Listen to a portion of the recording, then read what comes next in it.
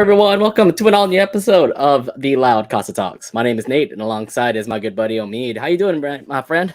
What is up, Loud Crown and Casagrandes? Hope you all doing fantastic. I know that the main subject on last week's podcast episode was a bit of a heavy and a bit of a dour mood.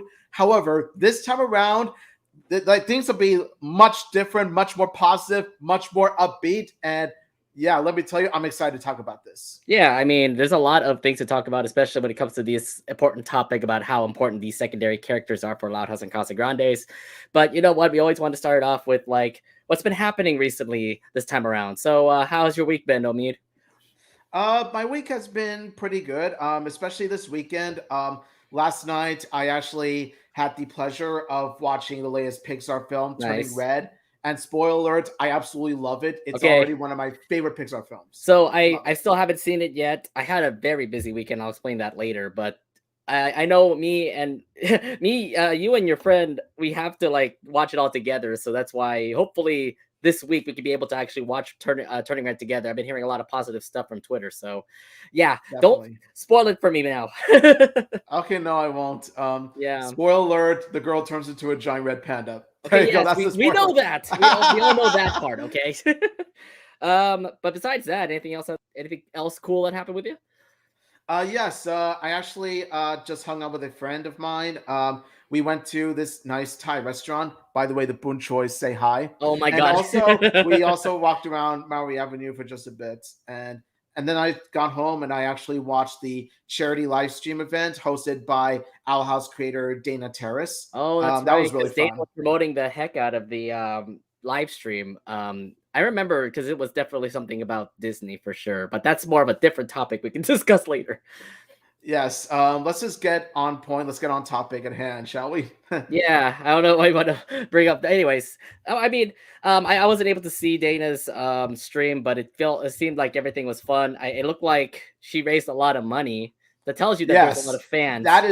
that is awesome news to hear. And yeah, like I'm really happy that they raised enough money to give to this organization called Zebra Coalition. Let me tell you, this is a really good cause, and I do encourage you guys to go and donate as well. I myself donated too, Mm. so yeah. Yeah, that's cool and all. Yeah, I wasn't able to actually watch it just because I was busy over here at home. It kind of sucks because like daylight savings time just started, and we lost that hour of sleep. So I'm definitely like kind of groggy, kind of trying myself to actually adjust myself to that lost hour. So yeah, was very sleepy. That whole weekend was pretty much just going in and out of town to say because I went to Sacramento visit an auntie that we have to watch now. And it's more family issues that we got to deal with at the moment. So this is more of a personal issue. That's why we had to go all the way up to SAC. This is why I kind of like switched my schedule around. It's just weird how I'm doing changing my schedules and stuff. So hopefully y'all understand. It's just it's weird having me just to get through all these adjustments and all that jazz. Yeah, man. Like I totally understand. We totally understand. And let me just say, I hope your auntie's doing okay. I hope so too. We really don't know how she's going to do, but things will things will turn out for the better. But we'll see. Mhm. Anyways, besides family matters, let's head over to our recent news. And Omid, I don't think we have any. I mean, we have any recent news to actually bring up about the Loud House and the Casagrandes. I don't think we actually have any to talk about. Oh, wait, no, I forgot. There was something that also there was one piece of news that came out on Nickelodeon's website, and that is the Kids' Choice Awards are coming to Nickelodeon. Yay! Yay! Yeah, y'all should Hooray. be excited. Y'all should be I'm excited about the Kids' Choice Awards, right? yeah. Okay, so again, we look at the category for favorite cartoon, and again, The Loud House is nominated. Here we go again. The Loud House gets nominated in yet another year. We hope to see the Louds get that orange blimp. I mean, once again, do you think it's their year again? I mean, what do you say? I mean, here you go. What do you say for those who think that the Louds will win um, Oh, for the oh my KCAs? god. Here we go. We've been through this like I don't know, 4 years in a row, 5 years in a row. It's like, guys, we've been through this already numerous times.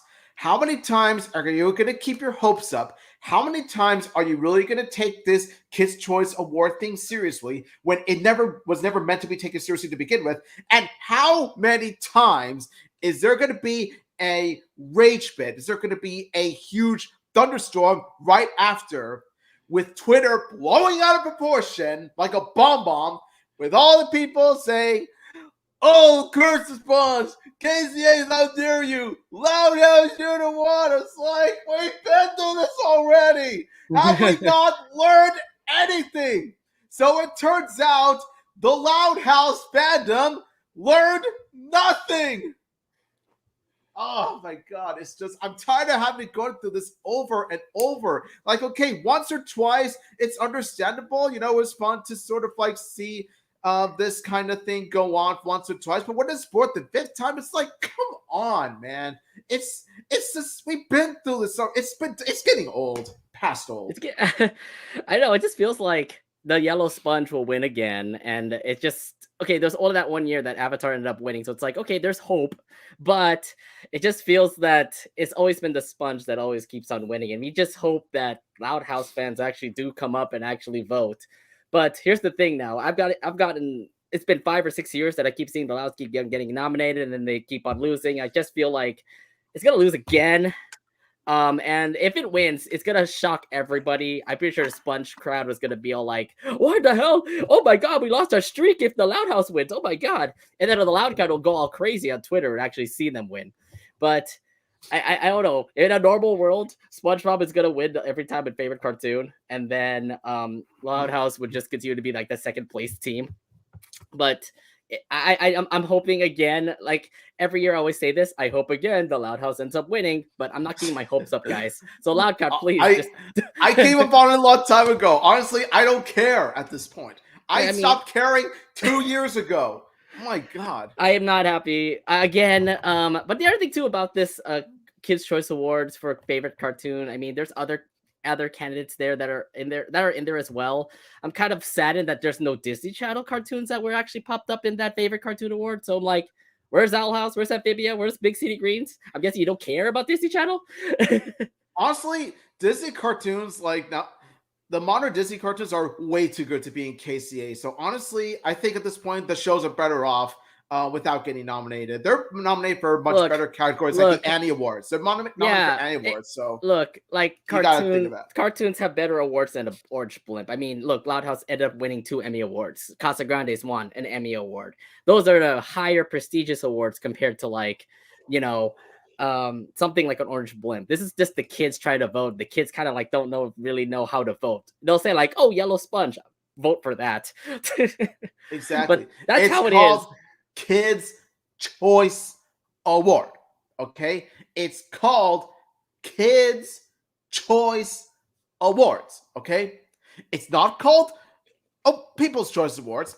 It's not called Adults' Choice Awards. It's not called Your Choice Awards. It's Kids' Choice Awards. Okay, like, does that not ring a bell to you? Do you not think it's called Kids' Choice Awards for a reason? Either way, I mean, so here's my thing. Like, okay, we get it. Loud House got nominated again. Here's my other thing. I will still vote for them. And even if it doesn't matter in the long run, I still vote for the Loud House to win the KCA. And hopefully it ends up winning. Omi, did you at least vote for the Loud House for their favorite cartoon? Yes. Yes, I did vote for the Loud House to win kid favorite cartoon.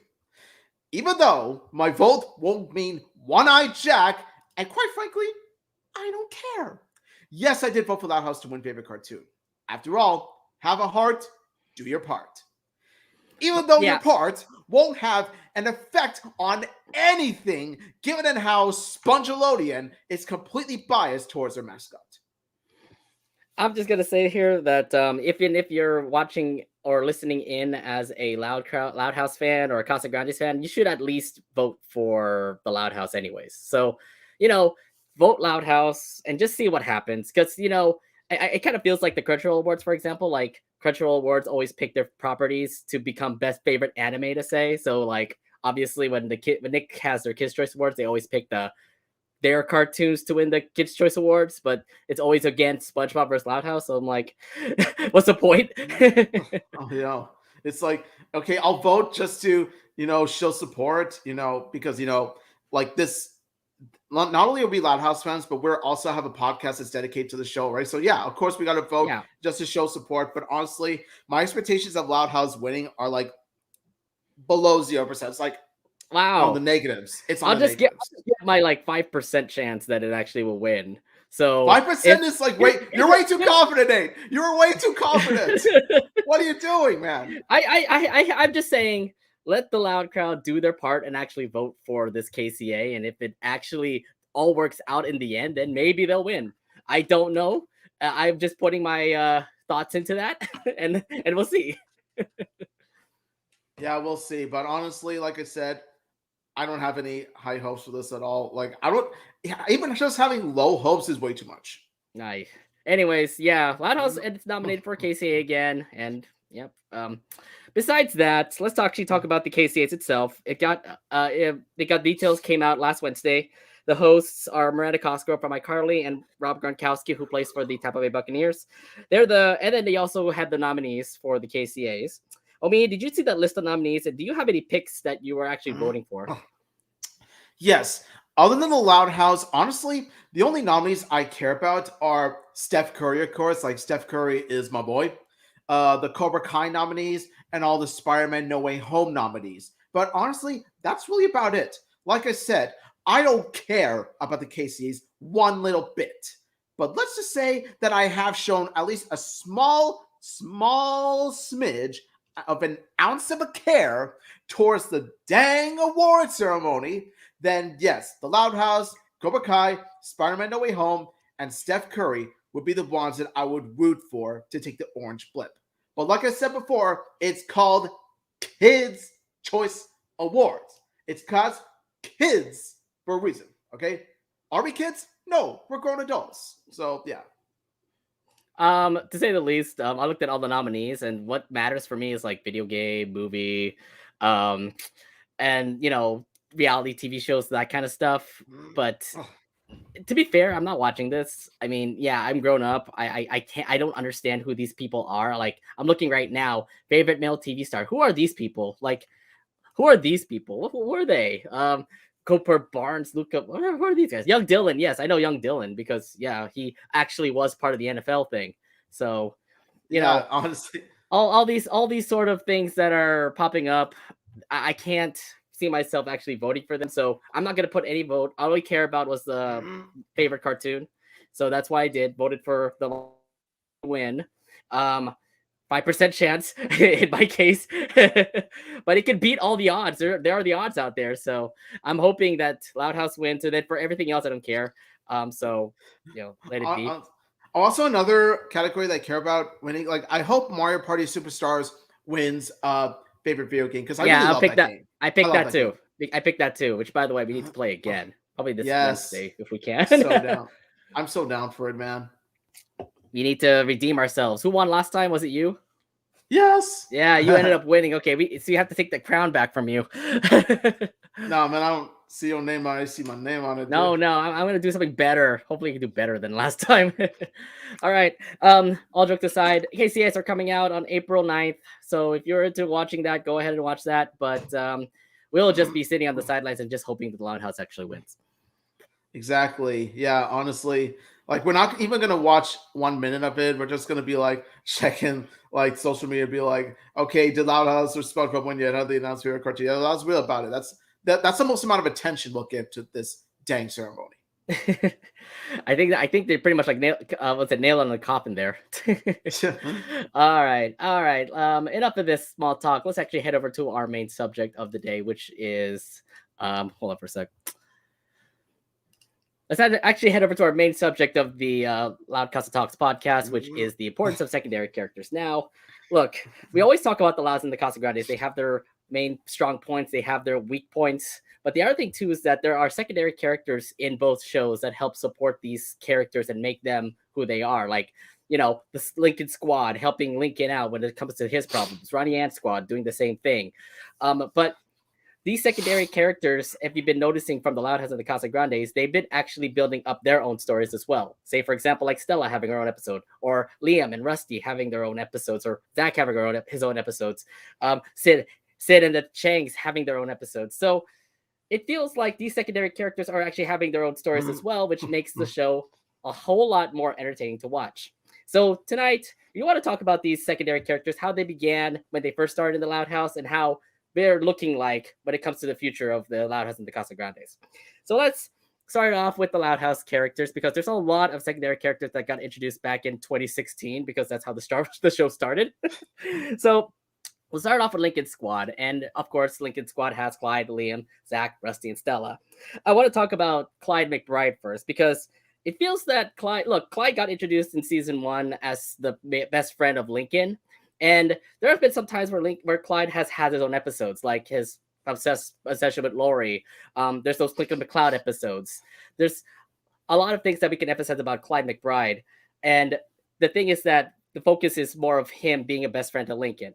How do you feel about Clyde McBride and how he's been shown right now in the Loud House? I feel that I was a bit iffy towards Clyde's character from like the beginning, like in season 1. I found Clyde to be a bit of an iffy character, especially with the really, really horrendous gag of Clyde nose bleeding every time he's around Lori. Yeah. God, that was just here's the thing. Here's the thing about that though. It improved because Clyde doesn't do that anymore. It just tells you that the growth has come for him when it came to that little. Now, see, notice I said in the beginning, but as time went on, the more the series progressed, the better Clyde became as a character. Though I still don't consider Clyde one of my favorite Loud House characters. I still find him to be quite a good friend to Lincoln. Like he has. There are also some times where he has gone above and beyond to help his best friend Lincoln. And it even extends to him helping his sisters on top of that. Like, for example, Baby Steps. Baby Steps is one of those. Baby Steps is honestly one of the best Clyde episodes I've seen, possibly the best Clyde episode. And it shows how Clyde himself is sort of like a, how should I put this? He's sort of like family to the Louds in a sense. You know what I mean? I mean, he's kind of like well, yeah, you're right about that. He's kind of like family. I mean, first off, Clyde helps the Louds out when it comes to situations. And remember that one episode where Clyde's dads actually had to help the sisters out with everything. Yeah. Was it was it attention deficit? Yeah, that episode. But yeah, you're right about that. Clyde McBride does end up having his help when it comes to the Louds. I mean, you can look back at Ghosted, for example, where Clyde ended up actually helping Lori out when it comes to the ghost problems and all. So exactly. Although less said about the episode, the better. That is one of the very few things about Ghosted that did actually work. It's weird because it's weird because Lori would be creeped out when Clyde McBride has a nosebleed all over her, but this time around Lori feels more comfortable. It just tells you the character building that Clyde has, which is great. That it tells you look, he's not the same old kid that has nosebleeds. That gag is pretty much over. Now Clyde is turning out to be a guy that would be somebody that you want to hang out with now. Exactly. That's called character growth. That's called character building for Clyde. And I am, proud of how much he's progressed. How you like the whole Click and McCloud parts? The Click and McCloud episodes, I would say they range from good at best to mediocre at worst. Like Click and McCloud is not a bad duo, but the episodes, for the most part, have been pretty average. There are a few that really stand out, though. The ones that really stand out to me, I consider to be the great Click and McCloud episodes are the aforementioned Baby Steps, and of course, what I consider to be my favorite Click and McCloud episode ever, and what I consider to be legitimately one of my favorite Loud House episodes, Deal Me Out. I absolutely love Deal Me Out.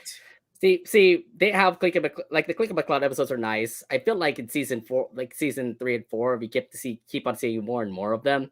Yeah, it kind of got a little bit too much, but then when you went to season 5, it starts to lessen down a bit. Yeah, there is those ones like High Crimes, for example, but it turned out to be a really cool Click and McCloud episode. So to say the least, Click and McCloud episodes are hit and miss, but in the end, it still turns out to be entertaining. So. And also the fact that you also get to see Lincoln and Clyde continue to become good friends. They look like they never back out each other. Maybe except for Flying Solo. That one we'll probably not discuss about.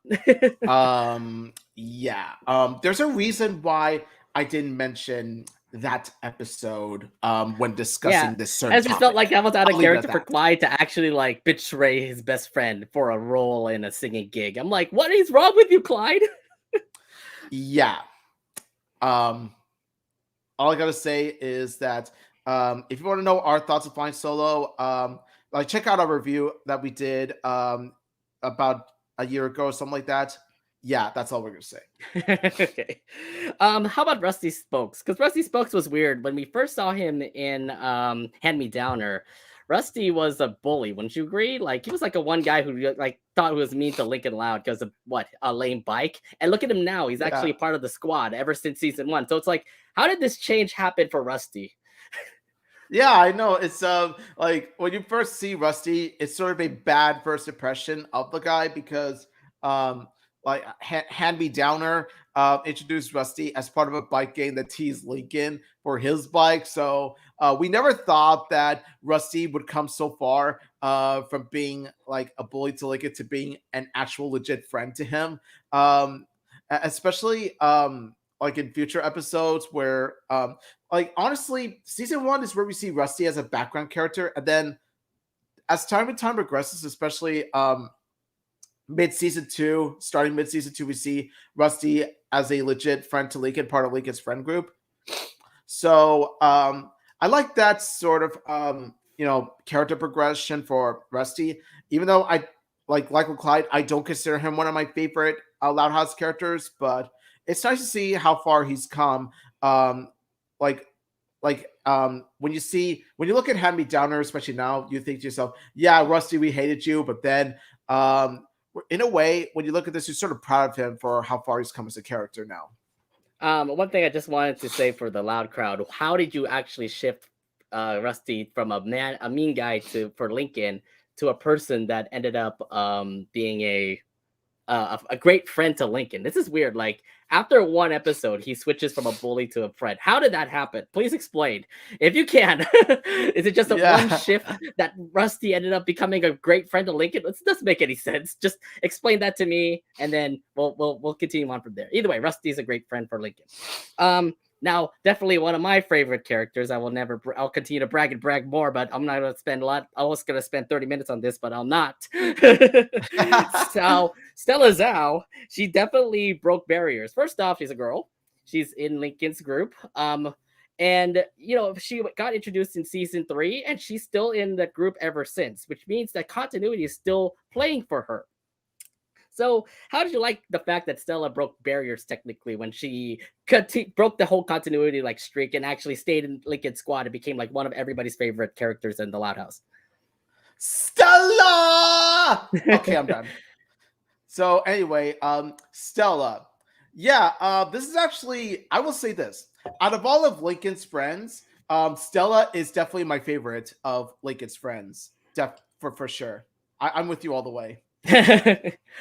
But yeah, like I said, she broke barriers. The fact that like, yeah, even if she's a girl, she still ended up being a great friend group. She'll still being a great friend with Lincoln Loud, and I thought that was just awesome that they'll accept her in that group.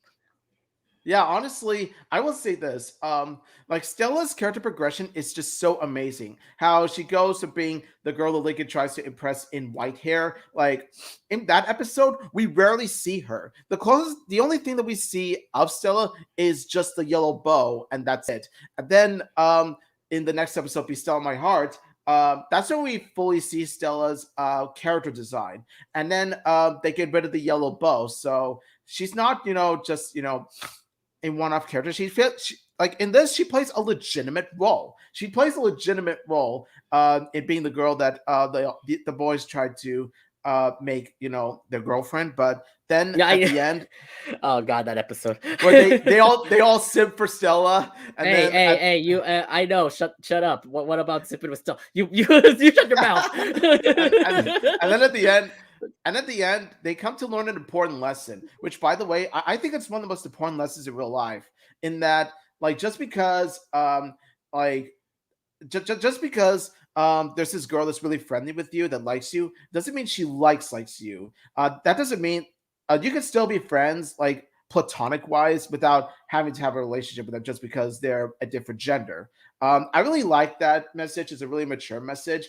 And honestly, I'm just going to say this. No offense to any Stellakin shippers, but honestly, I feel that the reason why I don't ship Stellakin is because it would backtrack on the important message of Be Stella My Heart. Hence why I ship Ronikin and Jordell instead. I'm gonna break. You gonna break my heart for that. Uh, I hate you. Maybe I should get new hopes. Oh God. I'm sorry. No, that's just my hot take. That's my hot take. I love how the character development of Stella was. You're right. I mean, from when she was just a secondary character, literally with a bow, without a face, and we're all thinking like, okay, that's it. Goodbye, Stella. But now when she actually came back and actually have an episode, it was like, whoa. The girl from the bus, her name is Stella, and she's actually cool and everybody likes her. So it's like, oh, this is awesome. And then ever since then, we're thinking like, oh, is she going to be much more of the squad? Is she just one person that was a one-off? Like, for example, Girl Jordan. But and then as we continued on watching more of the Loud House, she's still in the squad. She's had her own episode with Tales of Woe. And FYI, she has another episode coming up called Stella Performance, and I can't wait for that. So they are continuing to build more of the character of Stella, and it's just awesome. So it's like, it's amazing just to see like how she became just a one-off character with a bow that never had a face from that one episode and white hair, and then look at her now. She's like one of everybody's favorite characters in the Loud House. How great definitely. Secondary characters could be. Like I said, I really love Stella myself. I feel though that she should be given more of a, she should have her own role in an episode. The closest we got was Tales of Woe, where Stella had like the main spotlight. I think the problem with Stella is that they underuse her. The problem with Stella but she was more of the authoritative person there because she actually like led through everything. Like, I need to find my music box. I am not quitting until I find my music box. I feel like that she was actually the person that led this whole group. And the thing is, though, is that like season 5 is where like they really lost the potential for Stella. Like season 5 is where they didn't live up to the potential Stella's character. But then I feel like because the thing is that for the most part in season 5, she's played the role of sort of a yes woman for the most part. She's played as like one of those that agreed to Lincoln's plans. But that's really the most that she's got in terms of being significant as a character in season 5. Season 4, Tales of Woe, like I said, it's the closest we've got to Stella having a main role of her own. And honestly, this is why I'm excited for Stella performance. I feel it's going to be quite a Stella performance for, well, Stella. So honestly, I'm really glad that we get to see this episode because Stella performance is what's really going to fulfill Stella's potential as a character, flesh out her character more. Yeah, I can pretty much agree with everything like you said there.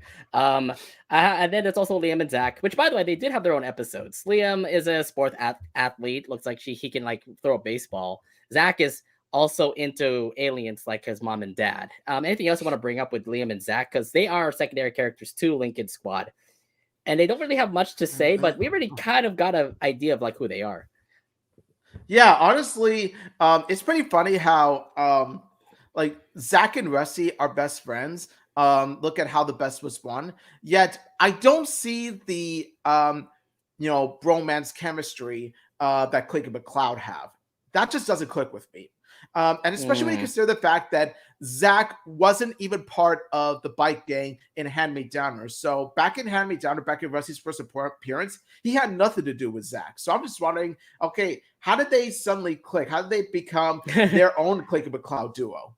Yeah, that's something interesting. But, I feel like they did have some parts where they were like fighting, and yet I guess they were just bros being that way. I felt like Zach and Rusty just ended up being best friends was quite interesting. And then anything else I want to bring up for Liam? Yes, he's a farm boy, but he seemed to be a pretty cool guy. Like he'd be a guy like I would hang out with. Yeah, same here. I mean, as long as I don't do farm work, then yeah, I would definitely hang out with thanks, farm to unstable. I would imagine me trying to get through eggs or trying to cut wool, and I would get chased by those sheep. Yeah, no, I think outside the farm, I would definitely hang out with them.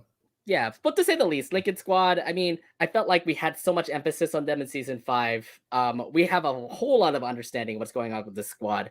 I just hope that they actually split the episodes up and actually have, like, say for example, a Liam episode or a Zach episode or a Stella episode, which we're thankfully gonna have in season 6. And we still Yes. are waiting for a Rusty episode. I mean, you could say Frame on You could be it, but no, not really. Yeah, Frame on You was mostly a Click and Squad episode rather than a Rusty standout episode. And of course, we got to have our Lincoln episodes and our Clyde episodes, but we already know we have a lot of Clyde episodes because he's a great friend of Lincoln anyway. All right, but yeah, for Lincoln Squad, it seems like those secondary characters that have been supporting Lincoln have definitely supported him quite a bit. And this is a squad that I can't wait to see more of, to say the least. So let's move on to like the other people, the other secondary characters that also helped out the Loud House, Louds indeed.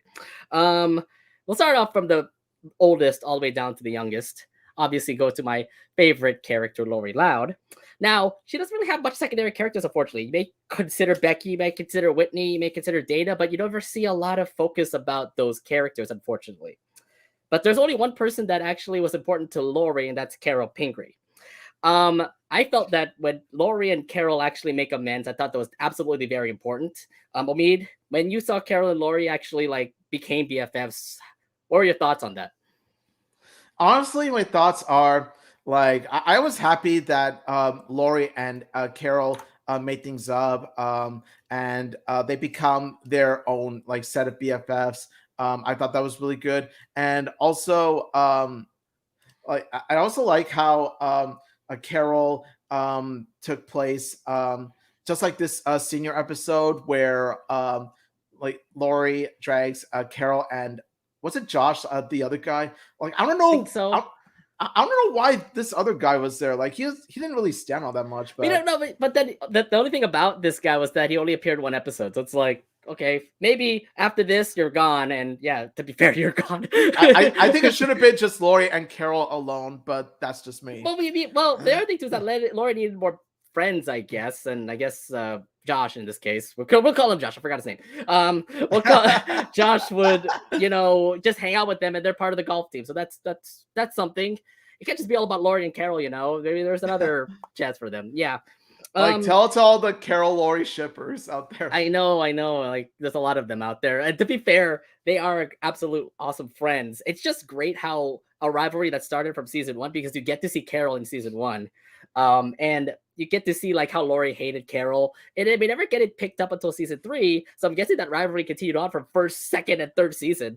And then it was just awesome just to see how, this whole rivalry turned out to be something of a git-bit. Like you don't need this whole rivalry anymore where Carol's kind of jealous of Lori, Lori's jealous of Carol. And in the end, they make amends. And look at them now, they're best friends. It just also helped build Lori's character that like, look, these rivalries are absolutely like plain nothing. I'm losing a potential friend with Carol. So in the end, when they actually make amends and stuff, I thought that was just an absolute like amazing thing to see, to actually have Carol Pingree, whom we never seen a lot of, actually big friends with Lori. And it kind of sucks because I feel like we could have had more Carol, but as season 6 progresses, it doesn't feel like she might actually pop up again. She may have went to a different college. I don't know. It sucks that we may not see more Carol Pingree though. Yeah, honestly, like ever since Lori moved away to Fairway, we never really see Carol at all, which is a shame because there's so much you could do with Carol's character, especially when she's friends with Lori now. Like, there's so much you could do with her, and honestly, I feel like I want an episode where Carol actually visits Lori in Fairway University. That would make for one quite. I'm still waiting. I am still waiting for that potential Lori spinoff show. If you can make that, Nick. Nick, don't literally waste your potential. Don't literally waste potential on Lori, because there's just so much ideas that you could bring from Lori in college, for example. It's a golf college. Why not have like a rivalry team? I would be funny if actually Lori and Carol are in rival teams. So like Fairway University versus a Driver Academy, and both of them face off in a golf course somewhere in like Great Lake City, and they see each other. God. I would love that. I would love that. Yes. I mean, yeah. I mean, like I said, a little waste of potential for Carol, but nonetheless, at least they actually recognize Carol in Senior Moment. it would be cool if we actually had more appearances of Carol Pingree, but unfortunately, what can you do? It's already over. I know. I mean, Uh, wait until season 7 at least. yeah, season 7. Hopefully, can bring Carol Pingree. Anyways, I also did put up the topic of Lenny's BFFs because Lori and Lenny did kind of share their best friends with Dana, Becky, Chaz, for example. But the Where other were thing too is that they? Lenny, what? Where were they? Like, honestly, I'm just thinking to myself, where were they in season 5 and season 6? All that. See, that's a lot. That's another question we have to talk about too. But Lenny actually does have her BFFs, Miguel and Fiona, who worked with Ridingers with Lenny, and they turned out to be really cool friends with Lenny. How do you feel? How did you like the fact that Lenny had a potential, had potential like friendships when it came to like Miguel and Fiona? Oh, I really love this trio. Like, Lenny has her own OT3, and it is just quite adorable to see. I do love Miguel and Fiona as characters. They each have their own course. They each really stand out as their characters. They're endearing characters of their own, and they're quite good friends to Lenny. For example, take a look at the numerous Lenny work episodes that we have seen. Miguel and Fiona show to be not just good coworkers, but legit good friends to Lenny as well. And because of this, it makes me want to see more of Miguel and Fiona. Mm-hmm. And honestly, I got to say this because Miguel and Fiona were shown much more than another pair of Lenny's friends that we will talk about in a moment. It makes me think, okay, and Everybody Loves Lenny, like Lenny might as well have chosen Miguel and Fiona because we've seen more of Miguel and Fiona than, like I said, if they put the particular pair of Lenny's friends that we will talk about in a minute. Yeah, I mentioned about Miguel and Fiona. They definitely are supportive, and the thing is that in season 5, we never see a lot of Miguel and Fiona. Yes, we saw them in the Boss Maybe, but that was it. So like, what's going on here? Where are all the Lenny episodes? Yes, Election was a Lenny episode, but you never actually brought in Miguel and Fiona. I'm guessing if you're gonna be putting in Ridingers, then obviously put Miguel and Fiona there. I don't know if they actually have a potential of like actually having like Lenny hang out with Miguel and Fiona like outside or anything like that. They had a potential of them actually hang out in the mall, for example, but then again, it's the mall. So, it's cool that Lenny has these awesome friends that they also hang out with each other. But please try to section it out of Ridingers, and maybe they can actually have some more potential. Maybe say, for example, Fiona finds a boy that she likes, and then maybe Lenny gives some dating advice. Those kind of things. Or have Miguel, or give Miguel a boyfriend. Like I Yeah. could tell through his because he's a feminine boy. Like, he's shown a lot of feminism from his tone of voice and the way that he is Yeah. passionate about clothes, passionate about Reinigers. It makes me think Miguel must be part of the LGBT community. Like, the signs are everywhere. So I would say that, like, it would also work as well if Lenny and Fiona hooked Miguel up with another guy. That would That'd be be pretty quite fun cool. to watch as well. Yeah, that'd be pretty cool to see. Give some more But LGBT yeah, representation. yeah, I mean, like, yeah, they could be secondary characters, but they definitely support Lenny, especially when it comes to like anything that happens in Ridingers or in any life support sort of situation. Like, say for example, Everybody Loves Lenny, where she had to fight against friends, and then they had to like settle differences in order for her to be happy and become friends. To say. Speaking of other friends, the return of Jackie and Mandy was another thing too. When we saw Grub Snub, both of them came back from Everyone Loves Lenny. Was this a cry from the Loud House fans? It's like, please bring them back. Yes, I think that once the Loud House crew saw our cry on social media, like, where are Jackie and Mandy? We demand Jackie and Mandy. I think that's when they realized, oh, we forgot Jackie and Mandy. How silly of us! And then put in Jackie and Mandy, and lo and behold, we see them once again in Grub Snub. Like I said before, I feel like kind of like with Stella, and especially with Carol, I feel like Jackie and Mandy are underused because the balance between Miguel and Fiona's appearances and Jackie and Mandy's appearances, like, they are way too uneven. Like, Miguel and Fiona, as much as I love them, as much as we love them, they get much more screen time than Jackie and Mandy. And the thing is, it sort of misses the point of Everybody Loves Lenny to begin with, because because in Everybody Loves Lenny, it's established that Lenny loves Miguel and Fiona and Jackie and Mandy equally. And the point is for Lenny to choose between her work friends and her school friends. But from what we've seen after the episode, like I said, I'm just like, Lenny might as well have picked Miguel and Fiona since Lenny spent more time with these two than the other two. Mm-hmm. I think the thing right now is that if you put them, you put them in season 3. Yes, they absolutely are cool, adorable characters that could be like best friends with Lenny. But you have wasted so much potential with these two because they didn't come back till season 5, so you wasted a season. So if anything, Lenny needs an episode where she hangs out with Jackie and Mandy, and then maybe we could get some resolution with what happened with these friends to say. Yeah, definitely. I want to see the whole squad together.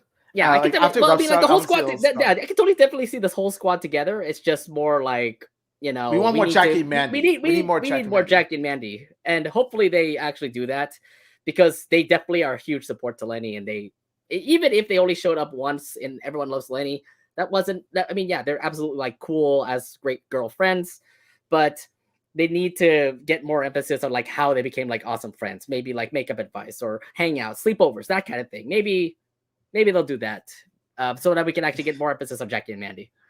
You know what would be funny if Jackie and Mandy, visited Lenny while she's in preschool, and then oh no, because she does go to preschool. Oh, that would be really interesting. And then Jackie and Mandy, rather than make fun of Lenny, because of course they're Lenny's friends, they can't make fun of Lenny. It would be funny if Jackie and Mandy acted as Lenny's gay moms in for the preschool while Lenny's in preschool. Is like, and then like there'll be a gag in which Jackie and Mandy arrive at the preschool, and then this preschool teacher is like, "Who are you? What are you doing here?" And then Jackie and Mandy come to be like, "Oh, we're just coming to pick up Lenny because she has a dentist appointment."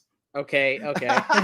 That's we're gonna be an interesting idea of an episode, but we'll discuss that in a later time. That'd be a funny gag. That'd be a funny gag to me, because it'd be a funny gag. Lenny's like their child. Lenny's like their child. All right, so let's continue on down the line here. Now let's head over to the third eldest sibling, Luna Loud. And my favorite character. Let's go. Now, here's the thing, though. Like, if you look at the secondary characters that Luna has been hanging out, she's been hanging out with her band. So you have, the Moon Goats, pretty much. To say the least, I feel like this definitely impacts her, because one thing, she's a musician, she loves to rock and roll, and ever since Deep Cuts, this is pretty much her friend group, to say. I mean, how do you feel about the band and like how it impacted Luna Loud?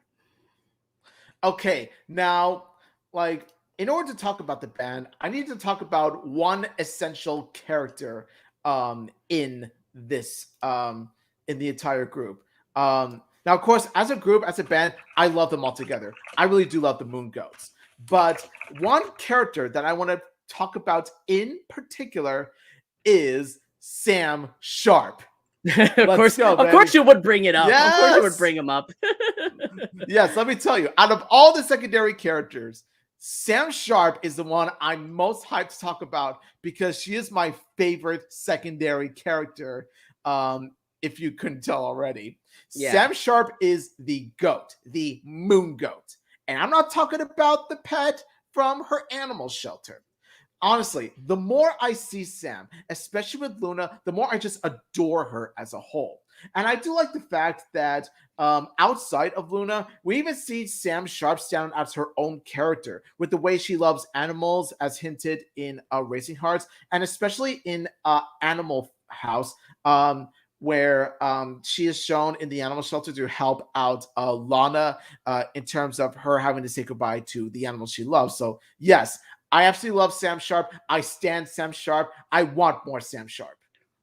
I think the very significant about Sam Sharp was the fact that, like, obviously when you see her in Alice for Love, when they actually made that whole connection that they love each other, and then you get to see it more in Racing Hearts. So it's like Sam and Luna are definitely made for each other. Yes, they might have their differences, but they still end up like being a couple, and I thought it was absolutely cute to see those two together. And yes, the thing about it too is that throughout the episodes of the Loud House, they don't really focus on Sam and Luna. They do have them hang out a lot, like say for example in Snoop's On, where Sam would be the person who was a going to be the bad influence, Roxy.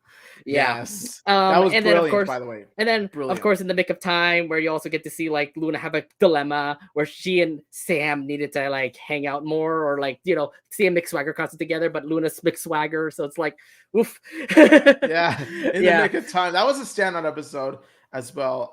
Like I said, I really do like the fact that as time goes on, Sam plays more and more of a significant role, especially in Luna's life. And as a Selena shipper myself, diehard Selena shipper, honestly, I am more than happy for this. I'm pretty happy about this too. But here's the other thing too. Besides the fact that Sam and Luna are together, I love the fact that Luna still does have an effect when it comes to helping out the Loud family. I remember in Animal House plus the podcast Listen Out Loud, where you get to see Sam and Lana, for out of all people, actually help out in a animal shelter, which I thought was pretty cute.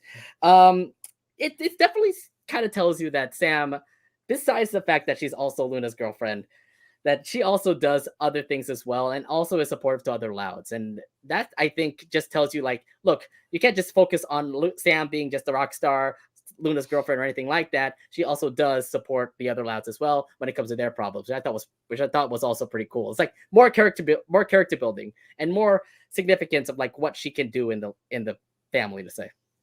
Yeah, honestly, like I was excited to see Sam with not just Luna, even though I'm a Luna shipper, but also with Luna's sisters as well. Like we've seen Sam with Lana. I want to see Sam interact and bond with more of the Loud family. Like for example, like I kind of want to see Sam help out. Let's say Luann, for example, Lenny, for Yeah. example, even Lincoln, for example. Yeah, I mean, that's the thing. Like, there's more potential of actually having Sam hang out with the other Louds. Like, maybe Sam can help out with Luann with a gig, or maybe Sam can help Lincoln when it comes to, like, who knows what.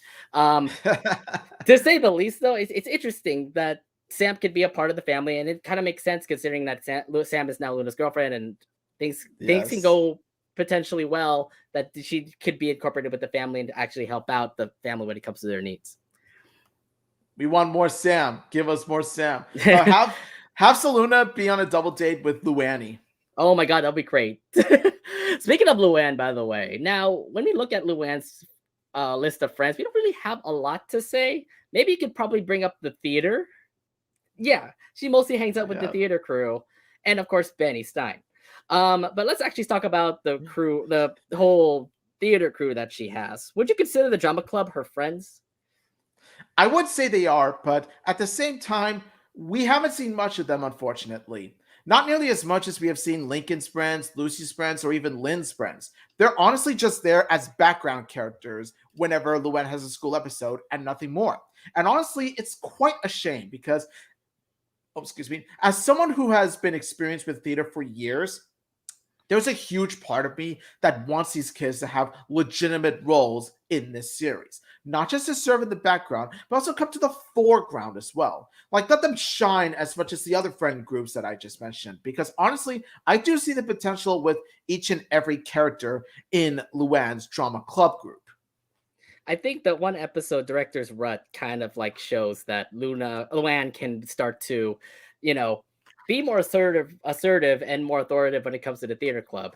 And it feels like everybody in the theater club actually like, are legit like listening to Luann, although in that episode no one is. So I don't know if they're portraying them or if they want to have their own twist, but it's more like Luann. It's more of a learning lesson for Luann to say like, "Hey, this is my play. Please do it the right way." Instead of me actually holding Mr. Coconuts and making him throw it around. But yeah, I do like, I mean, like, yeah, it looks like Luann actually is just gonna be running with the whole theater club, which, by the way, theater club is not bad. I do love them. Some characters are actually like standing out. I forgot their names, by the way, because it just tells you like they don't focus on the secondary characters of Luann's club, that you don't even know the names except for Benny. Exactly. That's kind of the thing. They're heavily underused. They're heavily undercooked in a sense. Like, yeah. you know what I mean? Yeah, they definitely are underused, but we haven't seen them in a lot. The last time we saw them was Director's Rut, and that only was like one episode out of the entire season 5 that we were able to see the comedy club or the theater club at all. But let's actually switch our gear. I hope they actually show more.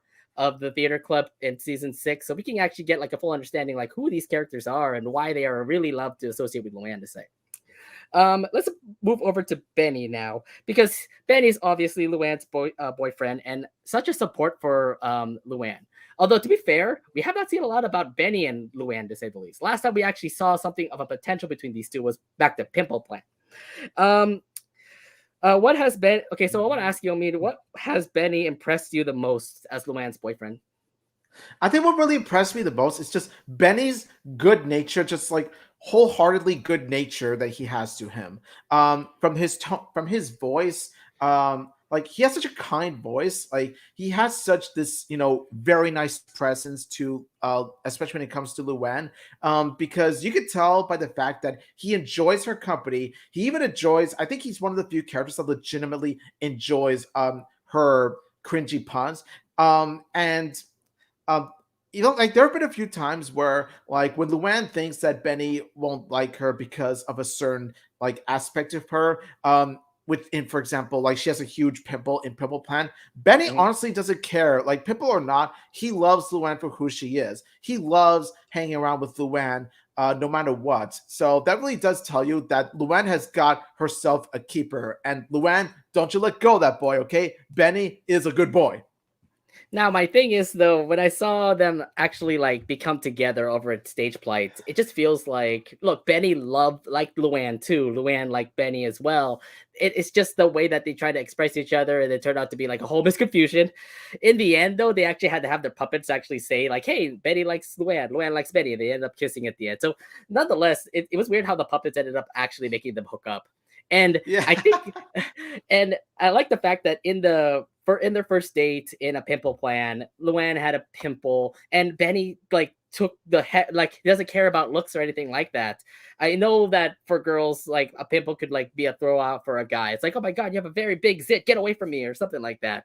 But I love the fact that Benny will take the looks away, and it just tells you like, I don't care about how you look. I still think you're an awesome girlfriend to say. And in the end, they still end up having a perfect date, and hopefully we get to see more of them together, because we haven't seen them like have a quote moment in quite a while. Yeah, honestly, I want to see more Luanny because, like I said, Benny is a good lad. He's a good boy. He's a good Luann, lad, don't you let go yeah. of him. And also Mr. Coconut's a bit of Belly Blossom. Mrs. Apple Blossom, Oh, Mr. yeah, Apple Mr. Blossom, yeah. Coconuts and Miss Apple Blossom, they're quite cute together too. I'm still wondering if they're still alive, because they actually were able to do things without the hands or anything like that. Yeah, stage flight, and then I love that touch of continuity where it's actually Lola the one who gets freaked out by Mr. Coconuts being somewhat alive So because it Tea just tells Tail you Heart. what. It's a sequel to. It serves as sort of a sequel to Tea Tail Heart in a sense. Right. It's just really cool seeing that. But yeah, hopefully we get to see more Benny and Luann. I feel like those two definitely are together.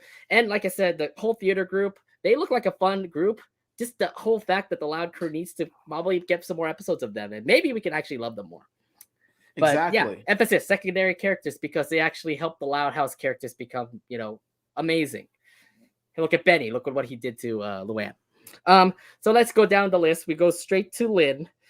She has her own group of friends as well: Margot, Maggie, and Paula.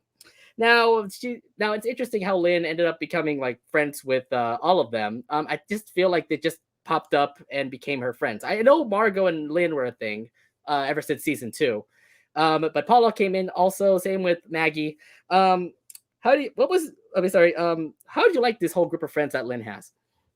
Um, I really do like Margot, Maggie, and especially Paula.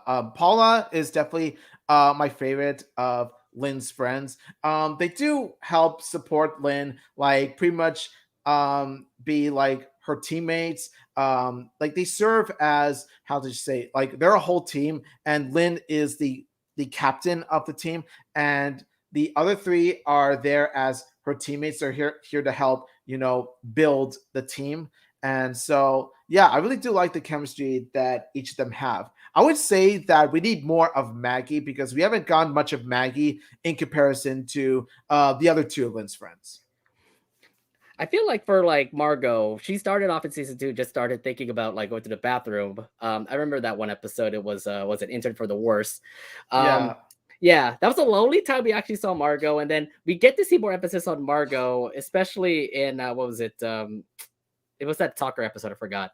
Oh, Oh, here here today, they go gone tomorrow. tomorrow. Here they go tomorrow. Yes, Margot gets a lot more emphasis there, which is awesome, and also same goes to Paula. But I kind of feel bad for like Paula because like she came out of a basketball team, and the rest of the basketball teammates don't even have any like any significant role either. So it's like, we drafted Paula out, and she's now become a best friend to Lynn.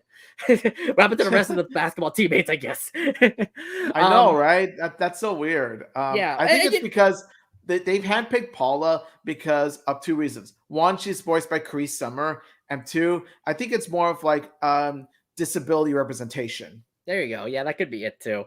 And the other thing too is that yeah, Paula actually does get associated more in the junior high. And yes, Lynn and Paula, Margot, they're all in junior high. I do get to see like Paula actually pop in other episodes, like say for example in Flying Solo, she just is randomly there just to become like the prop person right in the background. So it's like, okay, so besides the fact that Paula is just Lynn's friend, she's also has some significance when it comes to like the high school, for example. So it's like, yeah, cool, Paula's awesome. But I could definitely see like Lynn and Margot become like best friend sort of thing. Look, they shared burgers together with a burger high five. Yeah, they may have their rivalries when it comes to like trying to become the best out of all of of sports and stuff like that. But in the end, these are cool like teammates that Lynn has, and I just hope we get to see more of them, especially Maggie, like you said, Omi, because we only saw her back in like season 4 and 5, and that was it. Like, can we get more of her? I get it, she wasn't Friday Night Fights, but she was only there for like one, just a stand-in role, pretty much.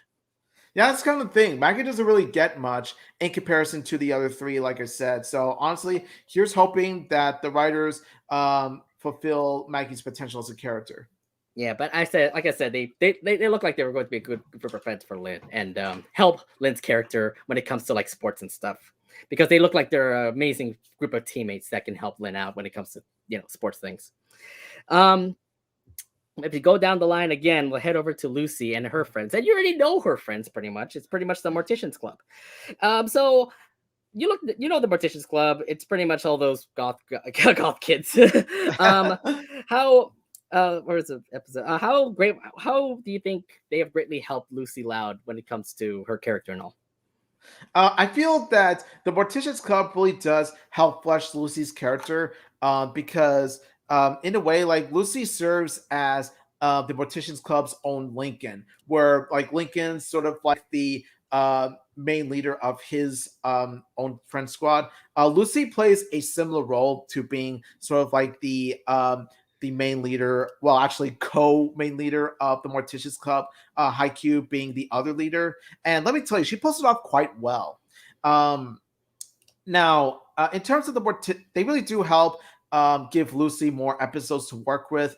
They even give her more lessons to learn on her own with the Morticians Club right beside her. Like they take, for example, sand hassles, and she's all that. Mm-hmm. I feel like these group of like gods, I mean, this is probably going to be the way that Lucy will probably have her own episodes. It's weird because every time every time there's a Lucy led episode, there always gotta be with everybody in the Morticians Club. So it's like, are we just going to the whole continuation where like Lucy's the leader of the Morticians Club, and we're just going to have Lucy and the Morticians Club have her own episodes? Yes, like she might have an episode with She's All Bat, for example, where Lola actually pops into the episode, but still the Morticians Club is still there. So it's like, I'm guessing Lucy's gonna be rolling with the Morticians Club. Is she gonna have her own episode, to say the least? But is this the way it's gonna be? I don't know, quite possibly. What I think, like one issue I have with Lucy's Morticians Club as a whole is that like out of all of them, like only half of them are really stand out to me. Like Lucy, Haikyuu, and Bliss. The rest though is I can't even remember their names. They're that forgettable. That's Dante, kind of the issue Persephone. I forgot the other girl. I forgot the guy with the glasses. but yeah.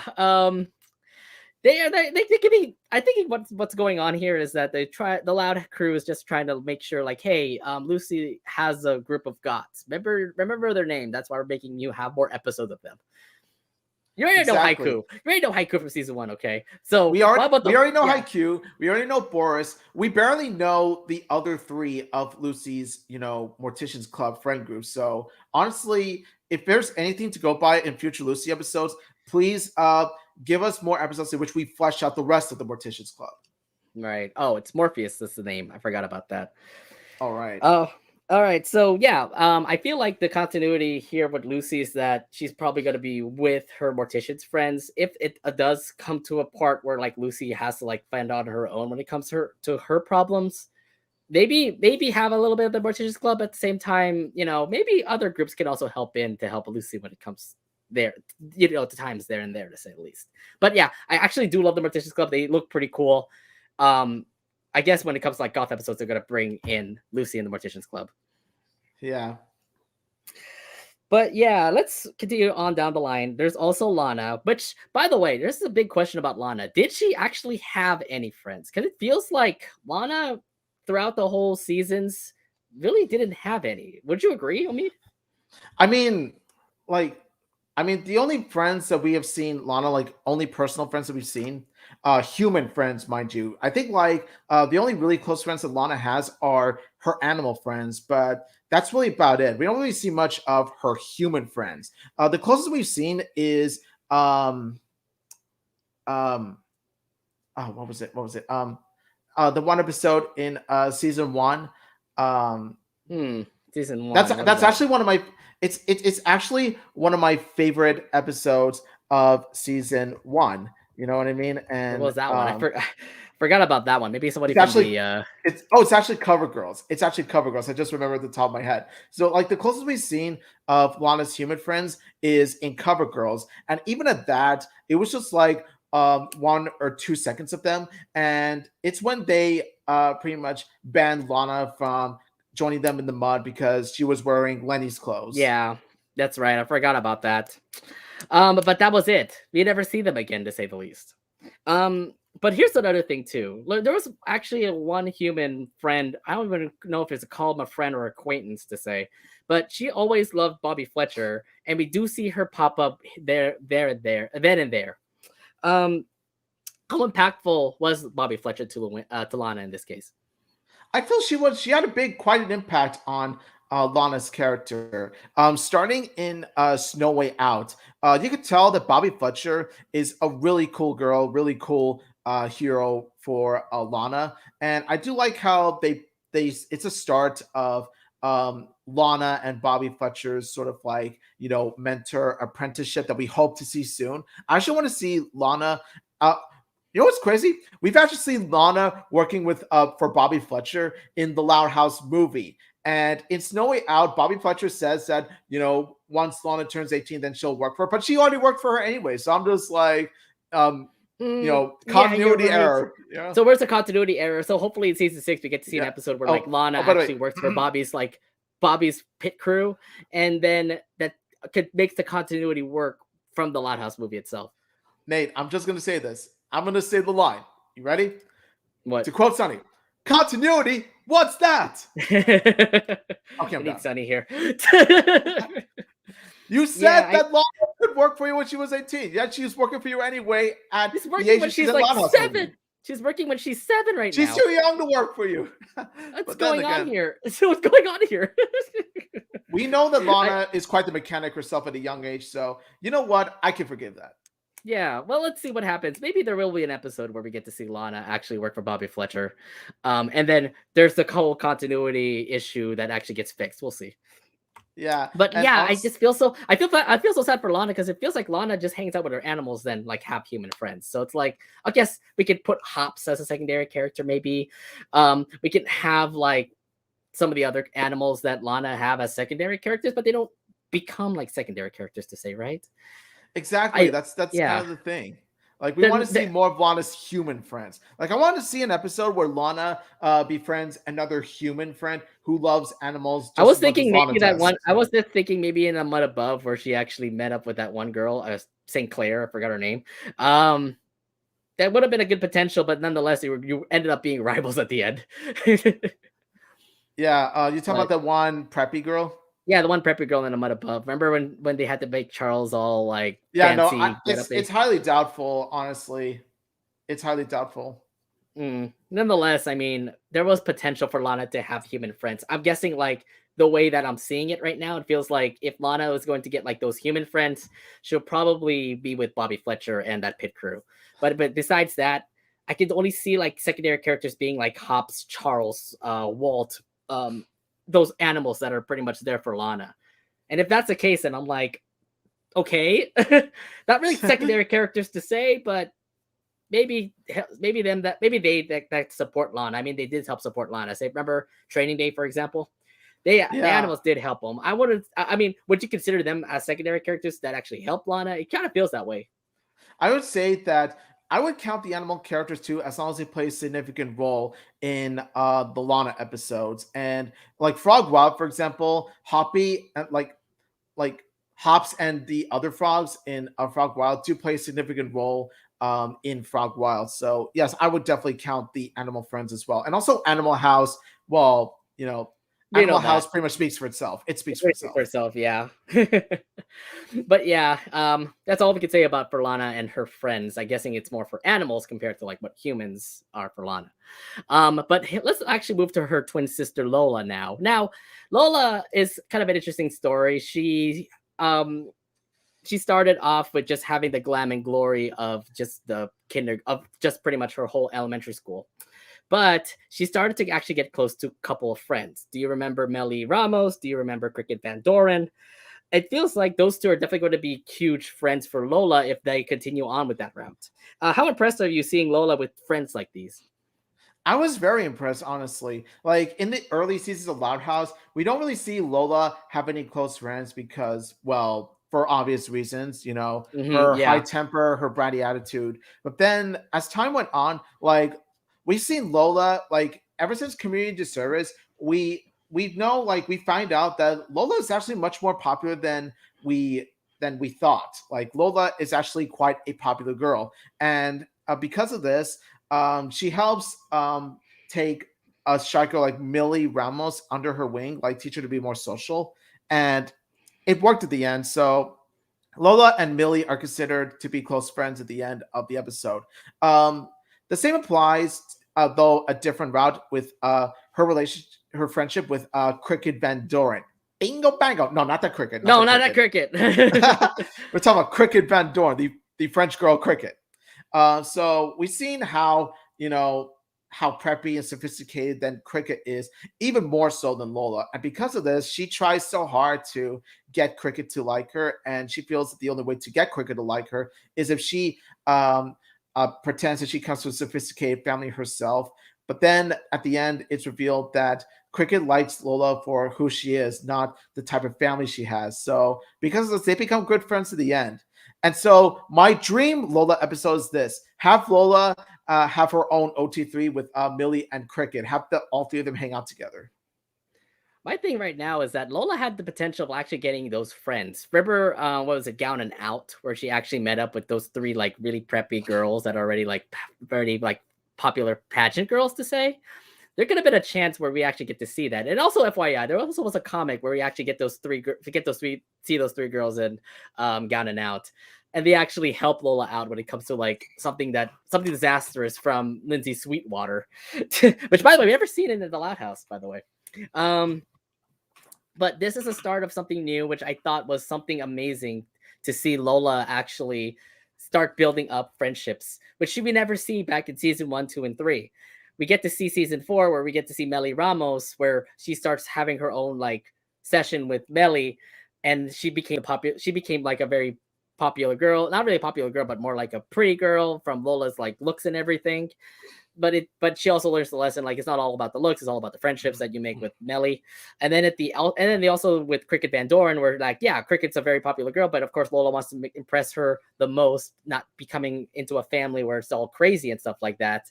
um and in the end though, it's the fact that Lola had to learn that it's not all about, it's pretty much speaking the truth in order for you to, have an impressive like life with Cricket to say. So to say the least, I mean, like these are awesome like lessons for Lola to learn, and it's with these two characters that actually help Lola become great friends with them. So yeah, I do love Cricket. I do love Melly.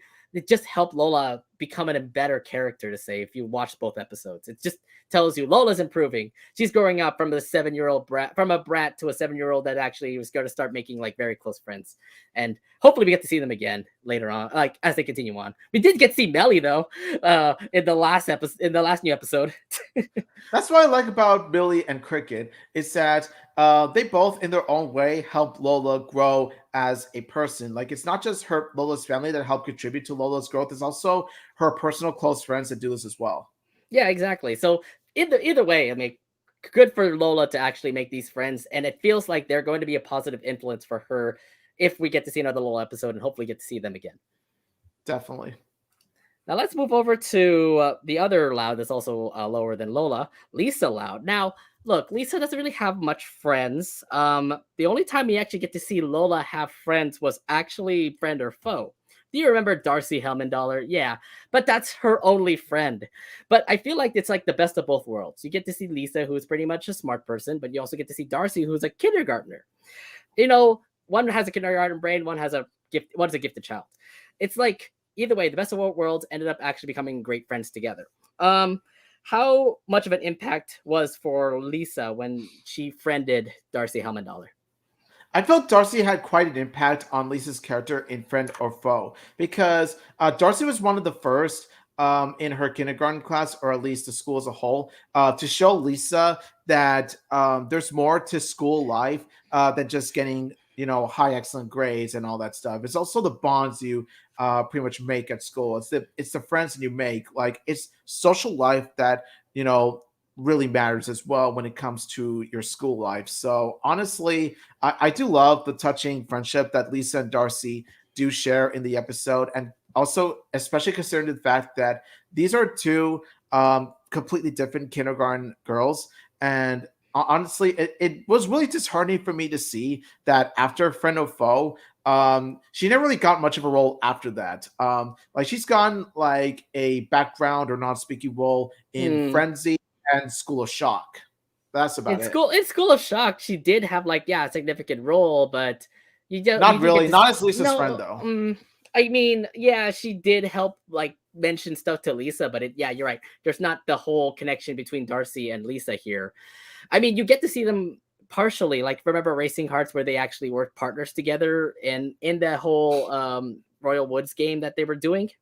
So it's I like, know. okay, cool. Yeah, they're cool together, but yeah, there really wasn't an episode. We get to see a lot of Lisa episodes, but where's Darcy throughout the whole thing? Maybe what you could have done is actually had Darcy come along too, and maybe she might share the knowledge to Darcy. It kind of feels like Dexter and Dee Dee at the same moment here. No, I would say like Lenny is Lisa's Dee Dee. I don't think like Darcy is Lisa's Dee Dee, honestly. I mean, well, I mean, Dee Dee's still like she's not dumb, but Darcy still could be like a potential person that could become smart. So if anything, Lisa could be able to like teach Darcy like all these things. Yeah, she tried that in School of Shock, but they're still kindergartners. They can't really learn a lot. I know, and like I said, yeah, it's interesting, but I really hope to see like more of Darcy, just because this really health potential of Lisa trying to be more social instead of just being a scientist that she's always been like in her house. Stop being the scientist that you always are. Why don't you actually like have friends, and why not like this away from Darcy to say? Make sure you keep Darcy so that she can continue to have that friendship to say. Exactly. Darcy deserves better. Hashtag Exact. justice for Darcy. Darcy for Hashtag Darcy. justice for Darcy. I see. But yeah, Darcy Helmendollar, I hope that we get to see more of her, but the potential of it right now kind of feels low. Would you agree? Exactly. Like we've seen like for what we've seen like currently, like Lisa's best friend is that robot, that one robot. But honestly, that's just a robot. You need a human friend as a best friend. Yeah, exactly. You can't just be all about robots, which by the way, we've seen too many robots on Lisa, right? Like you had Darebot, then you had this other robot, then you even had the prep robot from Friday Night Fights. You can't be all about robots, Lisa. Can you at least have like a human friend like Darcy come back? Exactly. I feel that they would work together as sort of a main lead and sidekick. Like Darcy would be a great sidekick to Lisa because of the fact that when she has like because of the fact that Darcy's not nearly as smart as Lisa, so like she could work for Lisa in other ways. Right. But either way, we just feel like the potential for Lisa can definitely grow if Darcy's still there. We'll see. Fingers crossed on that. Now, lastly, there's also Lily Loud, but the thing is that Lily's just starting. She's just in kindergarten. We can't really say that she has friends yet, unless you want to bring back Appetite for Destruction. Oh dear Lord! I know it's too early to tell for secondary characters around her, but do you have any ideas that could work for Lily when it comes to secondary characters that could possibly come for her? I would say this. Lily could possibly get her own friend or foe episode in which Lily has to pair up with one of the other preschoolers and become friends with them. Or we could see that Lily forms her own gang of preschoolers and they pretty much have their own baby mafia or something like that. Think about this. Like Lily's own version of Sauceface from Close Enough. You remember that episode? Oh dear. The one where Candace has her own gang, her own mafia. Mm-hmm. I feel like Lily could have her own Sauceface episode. I think the only thing right now that I can say about Lily is that it is way too early to actually predict if we can actually get friends. Yes, at Appetite for Destruction, she does have a couple of preschoolers that can work out for Lily. But like I said, it's kind of early to say that Lily can actually have a best friend over in preschool and probably will grow up with her. But yeah, that's all I can say about Lily. Feels like it's pretty too early to say if we can actually have another character that can work for her. Maybe that one kid that actually was a really preppy kid that's smart and all. Maybe it could work for her. Richie Rich Stewie Griffin, that one Richie Rich Stewie Griffin character. The one kid right there. The one kid right in the middle of it all. Oh my god. But yeah, so that was pretty much it for when it comes to actually our secondary characters that are in the Loud House. But here's the thing that also came to our mind when we talk about secondary characters. There's a lot of secondary characters in the Loud House that felt that they needed potential, but just absolutely was completely obliterated. Oh, cool. They actually have a significant role with Loud. But then what happened to them? Where are they now? There's so much wasted potential when it comes to those secondary characters that we kind of felt bad for them, that we need to talk about what could have been, what could have happened, and maybe things would have gone for the better if they actually still continued on in the Loud House. So, I mean, I know you're gonna be angry about this first one here. Rocky Spokes was a potential Lucy boyfriend, and I don't know what happened to him. They looked like they were gonna be good together after Back in Black, and yeah, Rocky's gone. You wanna explain your thoughts on Rocky? Oh my god. How dare you? Just, oh my god, what you did to Rocky after Back in Black, and especially with the way that you showed that one guy in Silas Love, Alice for Love. My god, that dude, he's blander than a wet carrot. A wet carrot has more personality than that guy. But oh my god, Lucy and Rocky's relationship was so sweet. It was so wholesome. It was honestly what really worked in Back is Black is that Lucy and Rocky were opposites of each other. It shows how opposites attract. And what did you do? You just throw it in the trash. You throw it in the garbage bin and be like, whoop, see you later, Rocky. Oh, Rocky who? Oh, Rocky Balboa. Oh God. It's just... Why would you do? I'm so pissed this day that this happened. There's a definitely huge potential that Rocky could have been Lucy's girlfriend at the end of the episode, but we never continued up from that. So it's okay, goodbye. Lucy's just gonna hang out with her Mortician's friends instead. Honestly, it is just injustice. What they did to Rocky Spokes wasted his potential and wasted his character. After Back is Black, total injustice. We need Rocky back. Bring Rocky back. Honestly, what would have worked is that I think what could work in a future episode is have Rocky join the Morticians Club. You know what I mean? That would have been interesting. He was into blood. He was into blood when we saw them in Back in Black. So, it would be difficult for Rocky to fit in to the Morticians Club. And honestly, I want to see an episode in which he tries to fit in to pretty much make Lucy happy in a sense. Mhm. You know what I mean? Like make it a he's all bad episode. You know what I mean? Like we had a she's all bad with Lola, but then I feel like if there was anyone who was perfectly fit to join the Morticians Club instead of Lola, it should be Rocky. It should have been Rocky. Yeah. Instead of the Silas guy that ended up actually being the Alice for Love character for Lucy. Oh Speaking of my that, God. there's a lot of forgotten characters when it comes for Alice for Love. Chaz, Lenny's potential boyfriend. Well, now we have Scott, so we can probably take him away now. Paige, Again, Lincoln's total potential. injustice. Total injustice to Chaz's character. Paige, Lincoln's potential girlfriend, but she did come back in season 5, so I'm guessing she's significant again. Skippy, what happened to Skippy? Lana's potential boyfriend now gone. Francisco, Lynn's potential boyfriend now gone. Winston, Lola's potential boyfriend now he's gone. David, Lisa's potential boyfriend. There's a lot of things that could have happened with these crushes from Alice for Love, but you instead have Luna and Luann have their boyfriends instead. So the injustice of Alice for Love, how do you feel about these characters kind of like got washed away? Oh my God. I will never forgive them for what they did to Chaz. It was just pure injustice. Just how dare you, man? Like Lenny and Chaz, you can tell they really clicked. They really clicked. And yeah, and they ever really since clicked. It could have worked out at the end, and then no, Chaz just ended up not being there anymore. But I could forgive it if Lenny went with Scott from the Loud House movie. Like honestly, like after Chaz, I feel like Scott is the one true love for Lenny. Like after I saw Loud House movie, because I saw the amount of chemistry that Lenny had with Scott. You could tell that Scott is quite a ditzy guy, just like Lenny is a ditz herself. It's like the moment I saw him, I was just like, yes, they clicked. I do see the chemistry.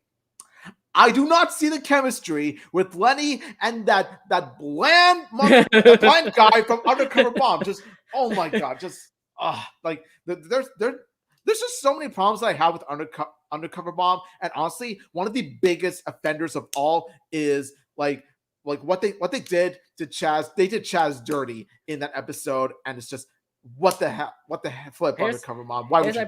Here's my theory of like what happened. I believe I explained this in a previous Loud Casa Talks episode, but I feel like everybody was just way too young. Lori was hanging. We know Lori and Bobby were obviously the couple there. But then for Luna and Luann, it makes sense for them to potentially have boyfriend and girlfriends. Hence Luna and Sam, and hence Luann and Benny. But Lenny would have also had that perfect chance too with Chaz. I felt like that was perfect, but they never actually made it complete. So Lenny ended up with no boyfriend at all. Well, the rest of them, like I said, were kind of young. Like, I guess Lynn is still too young to get a boyfriend. Same with Lincoln, same with Lucy. Obviously, from Lucy downwards, you probably will not see them have boyfriends or girlfriends to say. So that was my theory. And nonetheless, we still ended up having two couples in the end with Lou Benny and Saluna.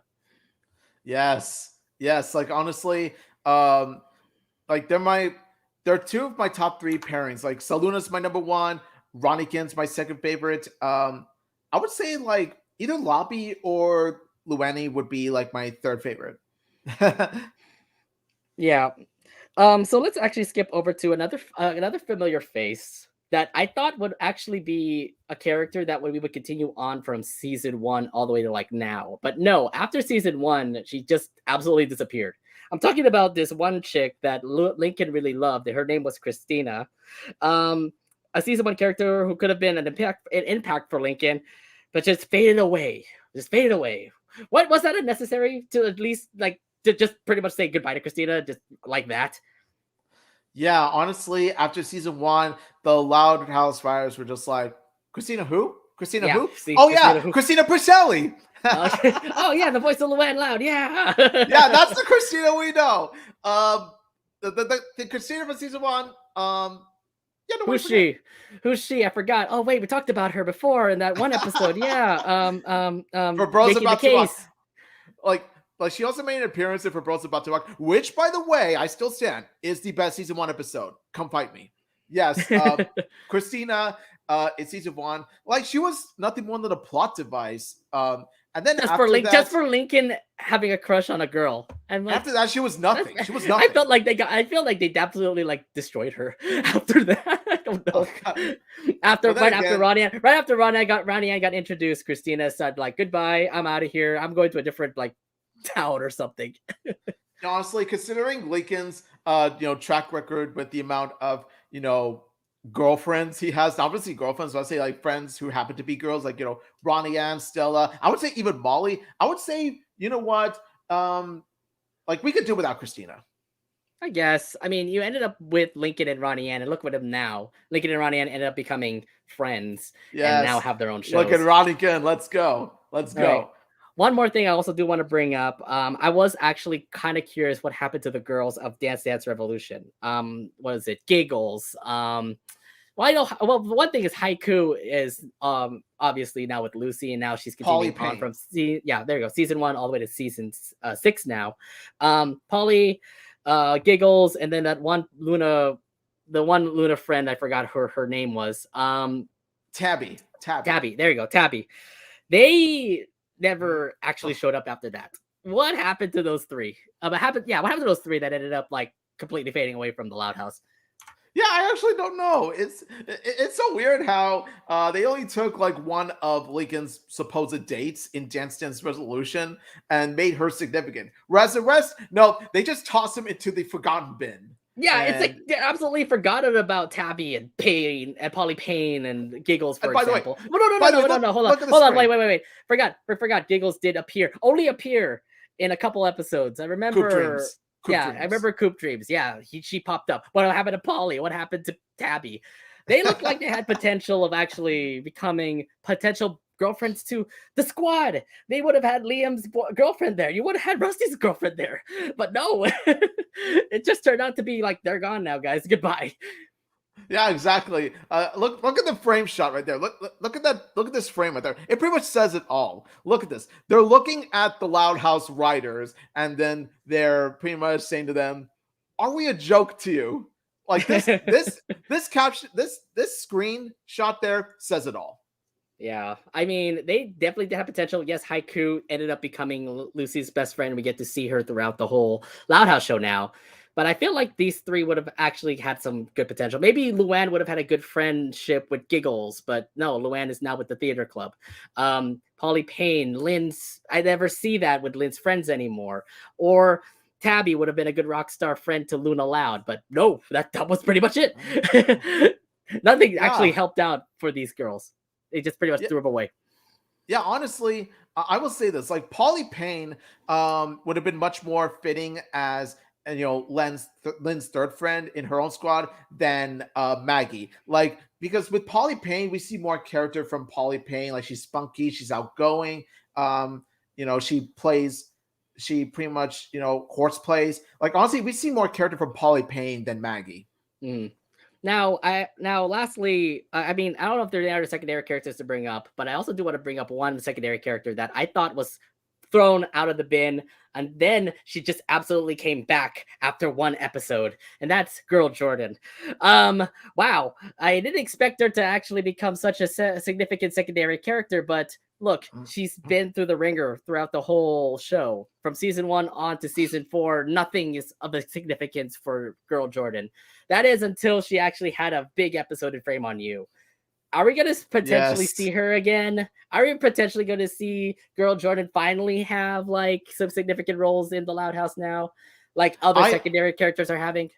I honestly hope so. I honestly hope, because what I loved about Girl Jordan is that they finally gave Girl Jordan the full potential to pretty much become a fleshed out character. Because before Frame on You, we've mostly seen her as a background character, but Frame on You decided to have Girl Jordan play a crucial role in an episode.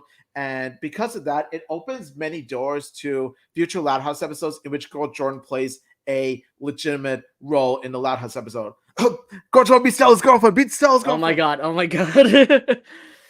I don't know about that, Omid, but we'll see. But here's the thing: look, Rachel and Girl Jordan, they look absolutely like awesome best friends. There's potential for Girl Jordan to finally actually have some significance. I mean, the best friend thing for one example, Girl Jordan actually betraying Rusty because of a bad grade. Now it just tells me that are we looking at a direction where Girl Jordan finally gets some screen time? And FYI, the fans are probably a thing. We should probably thank the fans for this because a lot of fans love Girl Jordan. Yes. And Myself then included. it also answers my question: what the fuck happened back in Past Your Bedtime? Because this was a good potential for Girl Jordan to finally become part of the squad. Yeah, but then like she became a background character just like most of the other kids. And I'm just like, no, Girl Jordan is I think she has more potential than that. Yeah, And exactly. And finally, like out of all this time, finally in Frame on You, we get to see who Girl Jordan is. An evil person. Just never mess up her grades, guys. yeah, see, Frame on You was the episode that decided to, say to the past Loud House episodes, let me show you how it's done, and decided to write Girl Jordan as, she was. And so hopefully we do get to see her more in season 6, but time will tell. Any other secondary characters you want to bring up before we get into the Casagrandes secondary characters? Yes, I will say this though. I'm actually quite disappointed we never got to talk about Chunk yet. Let me tell you. Oh, good question. Yeah, good one. I really like Chunk. Honestly, he's the best John DiMaggio character of the Loud House because of how much of a, really awesome big bro that he is to Luna. Like he really does help Luna, flesh out and grow as a rock star, especially in Roadie to Nowhere, which I've praised numerous times.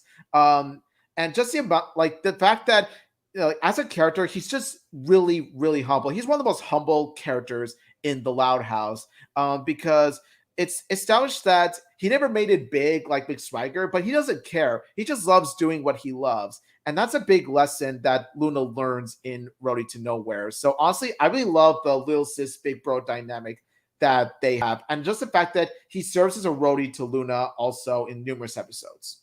So my thing is that if we're gonna be like talking a lot more about secondary characters, we're gonna probably have another hour of this. Yeah. But I will pretty much bring up some other like secondary characters that I'll do want to list down. Mr. Grouse, he's finally having his own episodes. You get to see Mr. Ballhoffner become like a potential helper when it comes to the squad. I mean, he did have an episode called Rumor Has It. So there's that. And don't forget Flip, by the way. Yes, he could be a gross secondary character, but he's there. He's a secondary character that's supposed to, it's unfortunate, but he is sort of significant. He has his own episodes and everything. I don't know why y'all hate him, but I'm guessing the Loud crew really wants to have him in the show. He's your comedy relief, okay, guys? He's your comedy relief. Why, dude? Why do you have to mention? Why do you have to mention? But he is a secondary character. We have to bring him up. Why do you have to mention that creature? Okay, we were doing so well. You were doing so well. You have to bring him up. You know what? Moving on. Oh my god. Okay, fine. On all the people, we end up like ruining the whole episode because of Flip. It's always gonna be like that now, huh? Like, let's just say that even mentioning his name like sort of kills like the entire episode, podcast, or full cartoon episode. Okay, fine. You know what? That's a good way to end. That's a good way to end the Loud House secondary characters. Yeah, we really started. We really ended up in a banger, didn't we? We ended on a high note, didn't we? Yes, on a high note. Yes. I don't know, but the other thing too is that there's so many secondary characters out there. I'm sorry we couldn't be able to mention all of them, but like I said, we probably will be here for like hours if we're gonna talk more about them. So let's actually just move over to the Casagrandes characters. And let's actually start it off with Ronnie Ann's squad. We have Sid, Samir, Casey, Nikki, and Laird. How awesome was this squad when you first saw them, hang out with Ronnie Ann in the Casagrandes? I feel like when I see the squad all together, they're pretty much Ronnie Ann's own Clinky McCloud squad in a sense, where like within Lincoln's friend group, you got Lincoln, Clyde, Zach, Liam, Rusty, and Stella. With Ronnie Ann, it's the exact same chemistry. It's the exact same wholesome type of friendship group where you got Ronnie Ann, Sid, Casey, Samir, Nikki, and Laird all together. And let me too, they quite work very well as a gang. Like they really work well in terms of the interests they share, especially with skateboarding, and just the amount of shenanigans that they get into. You look at this and you go, okay, this is pretty much like Ronnie Yen's own squad. I'm really glad she has her own squad, just like Lincoln has her own squad, his own squad. Mm-hmm. When I look at this squad, I kind of feel like when we look back at City Slickers, how the heck were they friends? Like, yes, Ronnie Ann loves skateboarding, but how did Samir, Casey, and Nikki became friends to Ronnie Ann? Because we first see them in that episode, and then they just became her friends. If we could actually look back and see, like, if they could say, "Oh, hi, I'm a new student here in Great Lake City. My name is Ronnie Ann. Hey, do you want to skate? You want to skate with us?" Probably that's how they became best friends. Maybe an episode like that. Then we get to see how they are, because from the beginning, we get to see how Nikki, Samir, and Casey are. Nikki's an awesome girl. Casey and Samir are awesome bros. But the big thing right now is that they're absolutely skateboard buddies. So I'm guessing that's how they ended up becoming friends, but he's skateboarding. So Yeah, I think so.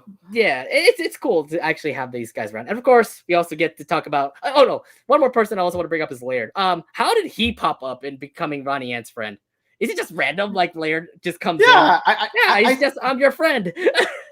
I think the Casagrandes writers took a look at Ronnie's squad and then they were like, okay, we need to add a sixth member, just like how Lincoln just got his sixth member with Stella. We need a sixth member of Ronnie's squad. Like, any ideas? And then the Casagrandes writers is, thought at the top of their heads. Oh yeah, what about that one dorky kid, that one nerd from the Casagrande school? What was it? Oh yeah, Laird. Let's put him in the squad. And it's like, so bingo. It's weird. Genius.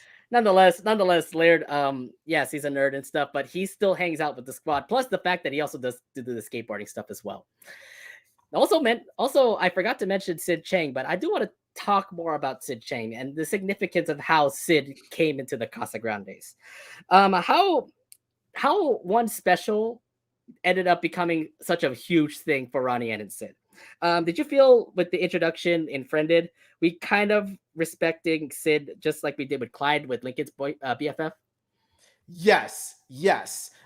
In Friended, Sid gave one hell of a first impression. Like, right from the beginning, we instantly loved Sid. Because we already seen the quirky personality she has. We already seen her free spirit, and overall, we already see her like as a standout character, especially when she becomes Ronnie Ann's own Clyde McBride. But instead of being just Clyde 2.0, Sid manages to be her own character with her own quirks and her own interests, like K-pop, her love for animals, and her own quirks as well, like I said. So, like, yes, I've always loved Sid as a character. She's always been one of my favorite Loud Casa characters. And pretty much from beginning to end, like, she really does stand out as a character. So what I thought about it, because Ronnie Ann first came into the Casagrandes, I would imagine when she first got into the Casagrandes, she never had a friend. She was pretty much like, I moved in. How the heck do I start a new life in Great Lake City? And this is where Friended comes in, where you get to see Sid, and it's just the potential of how a friendship begins, like Lincoln and Clyde, for example. So like Lincoln meeting up with Clyde and how they became best friends and stuff like that. Yeah, you may see that before back in what was it, Deal Me Out, where they became best friends, but that was like a long time ago. But this is just how great how Ronnie Ann starts in a city trying to get herself like a life where she can actually like be comfortable in, and she ended up hanging out with this girl named Sid, and they still ended up becoming like they are now potential BFFs. So it's just like the significance and the relationship between like how Click and McCloud came for Sidani in here. It just feels like it feels like the same old thing. And Sid definitely is a great friend for Ronnie Ann. If you've been seeing what Sid has been supporting Ronnie Ann with everything, like for example with her nervousness and Face the Music, so much other things. Even I'm sorry to say this, but even in Teacher's Fret, she ended up actually helping Ronnie Ann out of those situations where the dad dated the teacher to say. So yeah, it feels like Click and McCloud all over again, but maybe something a whole lot better with Ronnie Ann and Sid. Oh yeah, a whole lot better. Like, Sidani pretty much blows Click and McCloud out of the water for me. Like definitely in my opinion. I like I said, I felt Friended definitely did help Ronnie Ann establish a friendship, and it really worked out with Sid. And you can totally see the whole chemistry like Click and McCloud here with Sidani. Yeah, definitely. Now let's actually head over to another character in the Casagrandes, Bobby Santiago. Unfortunately, Bobby, we don't really see much of his friends. Yes, she does have a girlfriend with Lori, but his only friend is pretty much Par. Um, do you think more friends are necessary for Bobby? Um, I think that like Bobby should have more friends than Par. But then again, if Bobby is just with Par and that's it, like I think that's good enough for him, considering the fact that he also has Lori. So I would say that counts more than anything. But I would say this, like Bobby does have potential to include Par's bandmates from for like bros in the band. Like honestly, I feel like Bobby Parr and those two guys from Bros in the Band, they have potential to be like, a legit Bobby squad. Maybe, but I feel like those bandmates are pretty much just going to their characters that are probably not going to be seen again. But at least Par, on the other hand, has definitely shown up and actually helped for the Casagrandes. Not only just because of sending peaches or sending fruits to the Mercado, but they definitely do have this friendship between him and Par, or Bobby and Par, definitely having that great friendship. Speaking of Par, by the way, I do want to talk about how impactful he was for the Casagrandes because he definitely, as a secondary character, now we get to see a lot more about him, like him helping CJ when it comes to coaching him in spinning classes, even having his own dojo as well. How do you like the fact that, like, after being a friend with Bobby, he actually have his own like story that we can actually look into? Yeah, I love the fact that we get to the episode. The series flashes out, Par's character. Like he's shown to be more than a delivery guy. He's shown to be more than Bobby's best friend. He's actually shown to have many interests outside of his job. Like he's interested in helping, kids with their spinning. He's also shown to have his own dojo. He's also shown to throw amazing parties of his own. Look at Babysitter. Like, let me tell you, like, Par is the kind of dude who pretty much lives his life. He lives his life to the max. Yeah, he's definitely an extreme guy. We totally saw that. Yeah. Yeah, but yeah, I mean, we pretty much see already like what Par's life is going to be, and it feels like there's going to be more potential, especially with Bobby and Par hanging out together. The boys in the band definitely did have a good episode for Bobby and Par. Definitely. Now let's head over to another Casa Grande. But she has the same problem just like Bobby. Where's her friends? I'm talking about Carlota, and Carlota only has Alicia. Don't you agree, Omi? Like Alicia is that one person that Carlota pretty much talks about. Do you think that Alicia is just her only friend? I would say that, like, given Carlota's popularity status, like there's been hints that Carlota is quite a popular girl, and especially when she's like a social media influencer. Like I was thinking to myself, okay, like I'm pretty sure Carlota has more friends than just Alicia, okay, but I think the thing is that. They're usually off screen or we never hear from them. Like we've seen the only on screen friendship we've seen in which Carlota befriends is Alicia, in which seen in Operation Popstar. And even at that, it was more of a celebrity entourage kind of relationship in the beginning, but then they grown to have a legitimate friendship at the end. By the way, I really like Operation Popstar, but I feel like Carlota and Alicia's plot line in the episode was the only one that legitimately worked. It definitely did work, and it definitely does give more character to Carlota. Remember, Carlota was just a person that we kind of thought, like, what the hell was going on with her? She's just an influencer. Is she just a person who loves to talk about makeup tips? We were kind of wondering, what is her character? What does she do? And then when you look at Operation Pop Tart, for example, Alicia is definitely the key to making Carlota a better character. Don't you agree? Like, yeah, she may have like helped Alicia like go back into the regular life instead of becoming a celebrity, but she also did help Alicia get back into the celebrity life again. It feels like these two definitely do click, and it also did give a potential for Carlota, definitely in that story in Operation Popstar. So it just feels like Carlota and Alicia definitely are a click, and they definitely do make a connection that definitely works for Carlota and her character to grow and everything.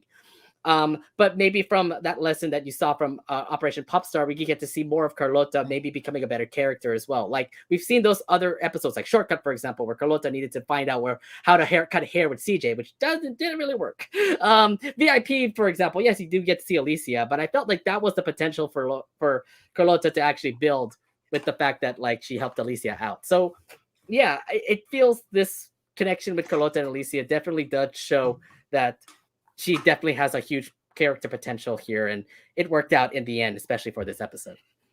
You just hope we get to see more Alicia. Yeah, definitely. Like I like how Alicia helped helped Carlota grow and be more humble, because we've seen like in the beginning, Carlota was pretty much cloud chasing in a sense, and I don't know if you would agree here, but is Carlota like the person that we just never kind of think about? We kind of think about a lot with Ronnie Ann, Carl, Bobby, CJ, but then what about Carlota? Where's your potential for us to actually like you? It wasn't until Operation Popstar pops up to me. Exactly. Operation Popstar was pretty much Carlota at her best. And it definitely worked out in the end, because now we actually start thinking maybe she's an absolute awesome girl. Yeah. Now let's head over to another Casagrande that also did have his run-in with friends. And we're talking about Carl. Yes, Carl has so many episodes, but there are some episodes that actually do work out in the end. Let's actually start off with the first one that popped in here, Alexis. He did have his episode called Born to Be Mild.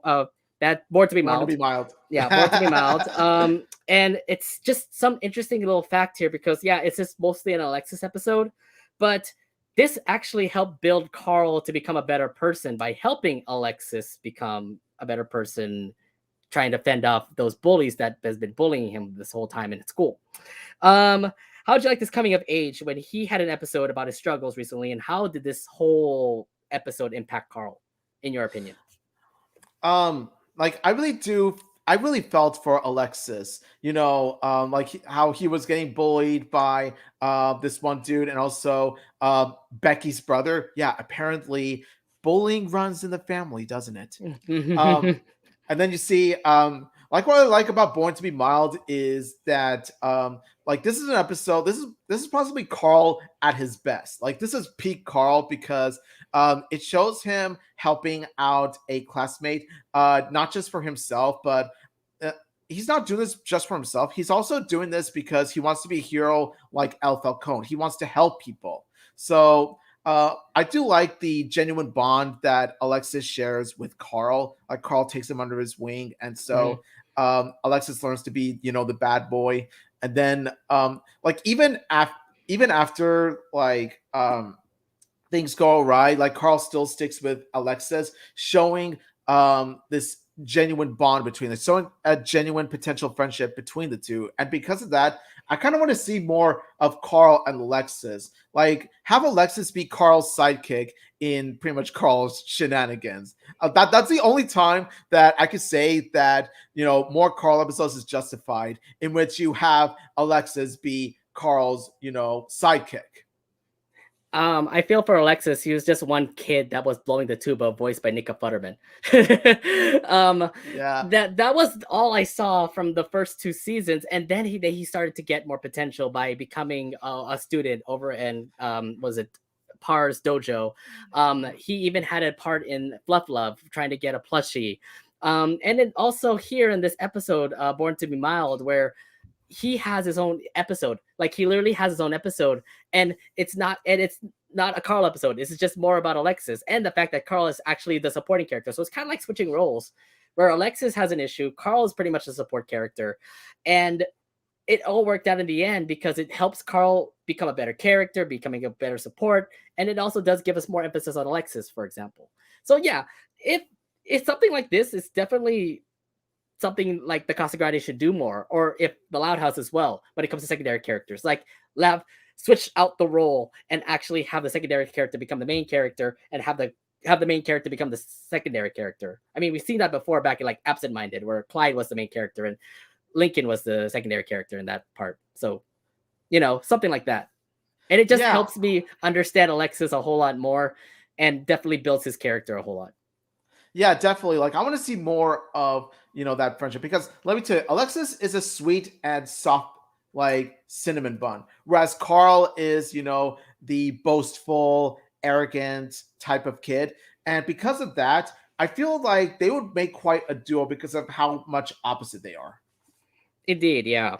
So, Carl has a lot of acquaintances. We could say Alexis is one of them, and then a lot of other people too. But that most definite one where he has been hanging out a lot with is Adelaide. And we want to talk more about how Adelaide was significant to Carl because, yeah, there's a lot of big things about her and Carl. We totally see a clear connection between them. How do you like their friendship so far, Omid? Correlate, correlate, correlate. Let's go. I am so excited to talk about Correlate and Weave. I hope you're listening to this right now because we are about to talk about your ship, Correlate. Let's go. Okay, now from Uptown Funk, from the moment I saw, even before Uptown Funk, when I saw Adelaide and she looked to be about Carl's age, I was thinking to myself, okay, I gotta get an episode with those two. And thankfully, Uptown Funk granted me that wish. And like ever since Uptown Funk, we've seen Carl and Adelaide's bond grow deeper and deeper. And like throughout each episode, we've seen them have sort of like a friendly rival sort of friendship. And let me tell you, it works very well because for one thing, two, our personalities are opposite. We got Carl, who is the arrogant, hot-headed, boastful boy, and then you got Adelaide, who's the calm, cool, and collective for the most part girl. And you see how Adelaide at times gets annoyed with Carl's antics. It's like, yes, you got yourself a couple right there. You got yourself a married couple right there. Let's go. And there's just this genuine friendship to them. Like the more you see them, the more you think to yourself, yeah, these two are genuine friends. And honestly, they have potential to be a relationship, but they're too young for that. But still, though, I really adore their friendship. I love seeing their screen time together, and just overall, yeah, the more correlate, the better. I just feel like, Carl needs somebody to actually like put him down to the ground. Yes, he does have a lot of scheming things that he always does. I mean, in Uptown Funk, for example, he was scheming Adelaide out of all people to ride a train or to conduct a train, to say, because he would love trains. But the other thing too is that Adelaide was the main key for him to, get into that train.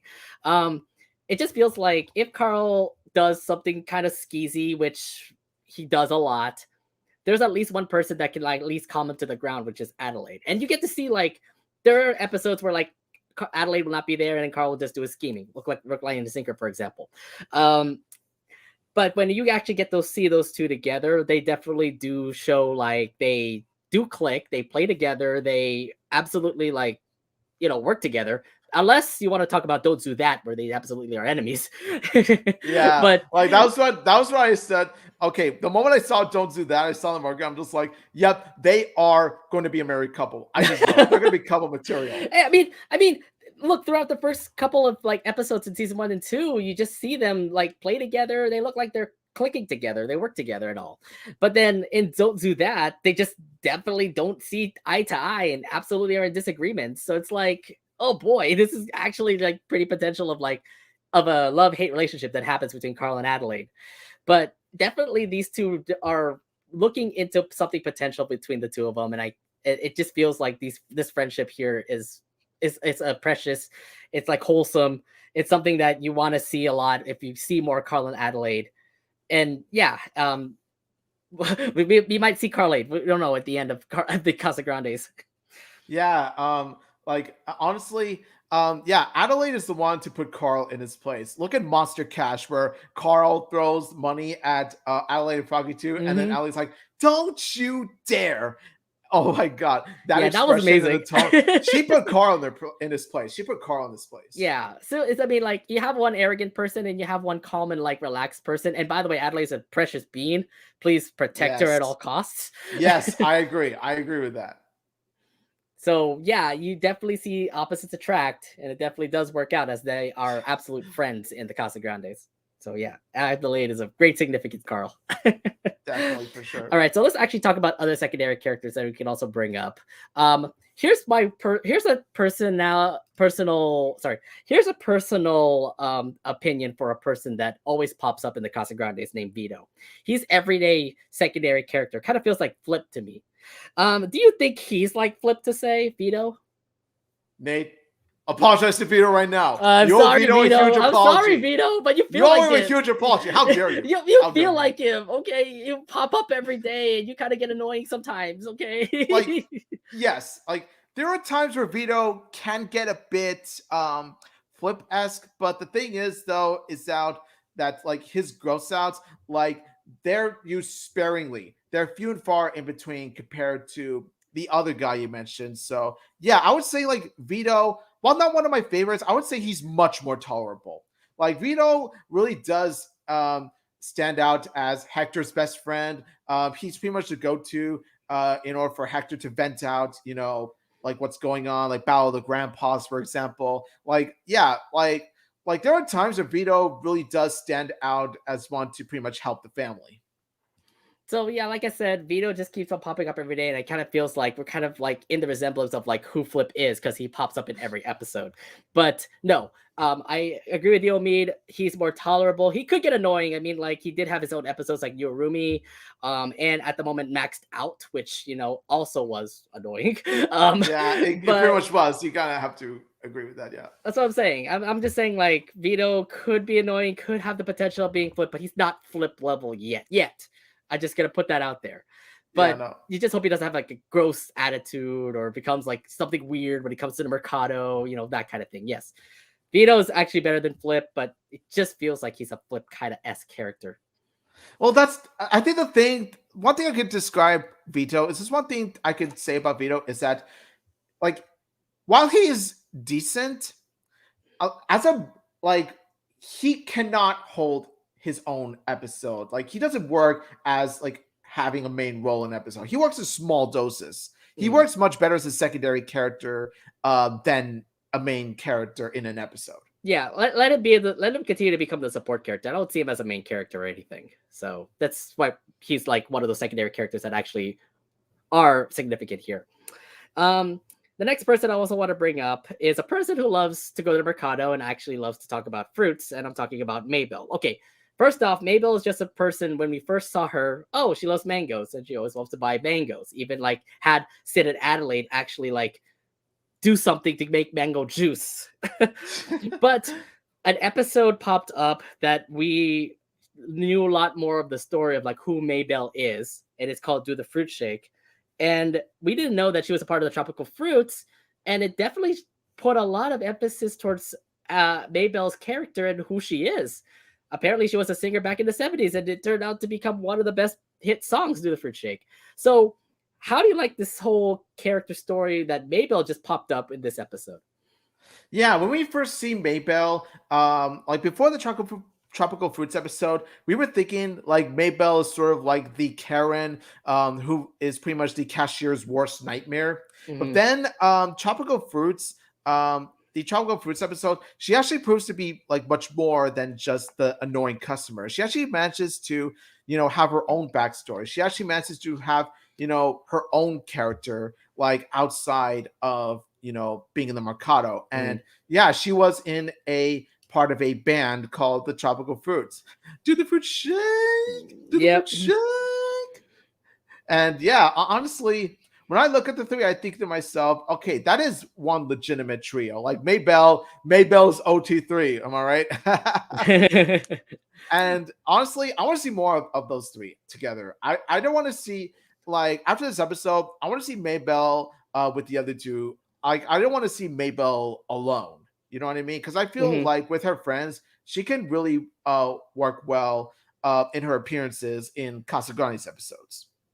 One thing I do want to bring up about that, when you said about them coming back, I don't think they will. It's just more of like Maybelle now has more depth than just the person who loves mangoes. And it just tells me, oh, she's a great singer. Oh, she was in a band. Is there more that we can actually see about Maybelle that the Casagrandes writers can bring in? Because this definitely does show, like, I think this was the episode where it kind of tells me that secondary characters in the Casagrandes are about to have their own stories. And lo and behold, you get to see this episode out of all places. It's like, this isn't a Carl episode, man. This is actually Maybelle episode. I'm like, whoa, I didn't expect that. So yeah, I mean, if it just tells me like if they can like have emphasis like this to secondary characters, and it just tells you like what kind of story routes that the Casagrandes crew were doing. But yeah, Maybell being a part of a 70s band and absolutely rocking it, it was just awesome to see. I agree. I agree. There's more to Maybell than meets the eye. Yeah, there's more to Maybell than meets the eyes. We just hopefully get to see it before the show gets, canceled. Still can't believe it. Another person I also do want to bring up, and she always been working out around the apartments, by the way. Her name is Mrs. Kernicki. Now she has now a potential role. Yeah, we get to see her just work out in the park, in the apartment, in her own apartment. But we also do get to see her now as the PE teacher for Chavez Academy.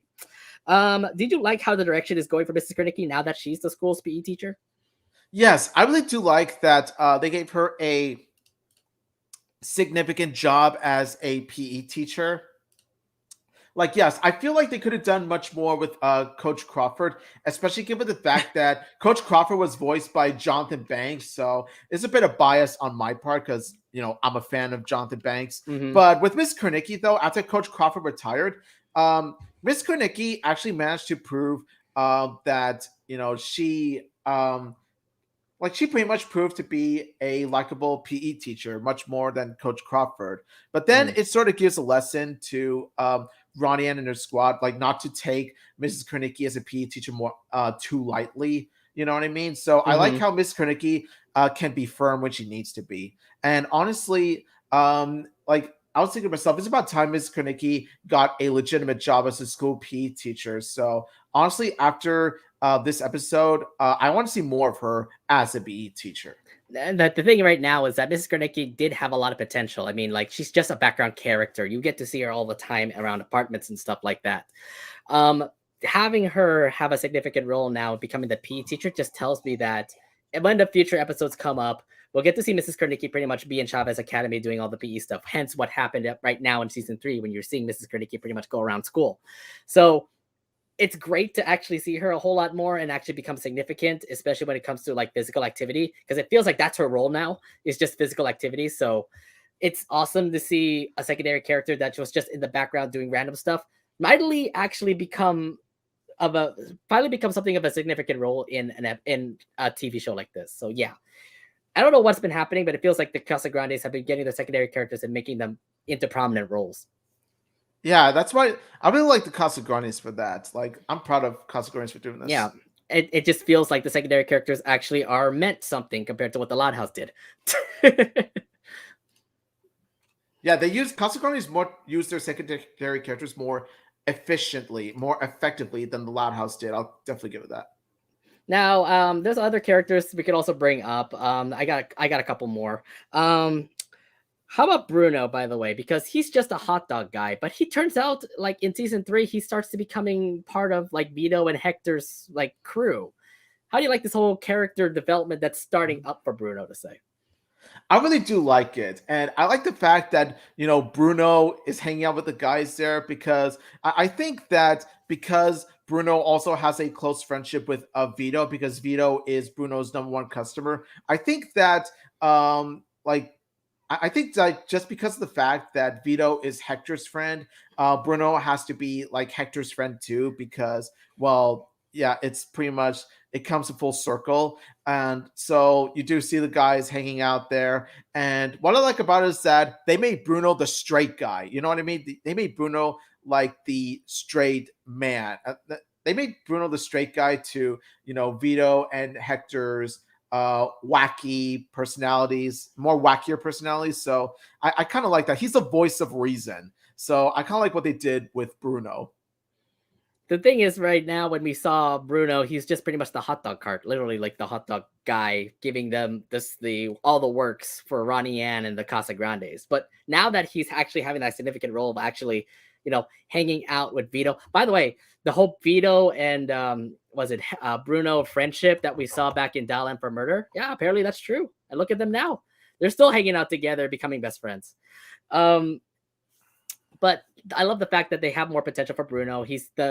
Like if you saw back in Let's Get Ready to Rumba and Maxed Out, he was actually the voice of reason. Like he definitely says why don't you become friends back with Vito? After Hector started to get in trouble in the Mercado. So, I mean, that just gives you something to say that Bruno is not just a regular hot dog guy. He's more of a person who can become a good friend to a friend group, just like what happened with Vito and Hector. Exactly. The Hector needs someone like Bruno because usually Vito is sort of like always the yes man to Hector. Like Hector really needs someone like pretty much to tell him no, to tell him like to be the voice of reason, to be his conscience out of Hmm. the friend group. So I'm glad that Bruno was able to play that role with for Hector. Oh yeah, most definitely. All right. Lastly, I have a couple more, but I do want to bring this one character up because yes, now she's actually have some significance. Do not hate her, Oh but I yeah, have to we're talk gonna about. talk about everyone's favorite character in the Casagrandes.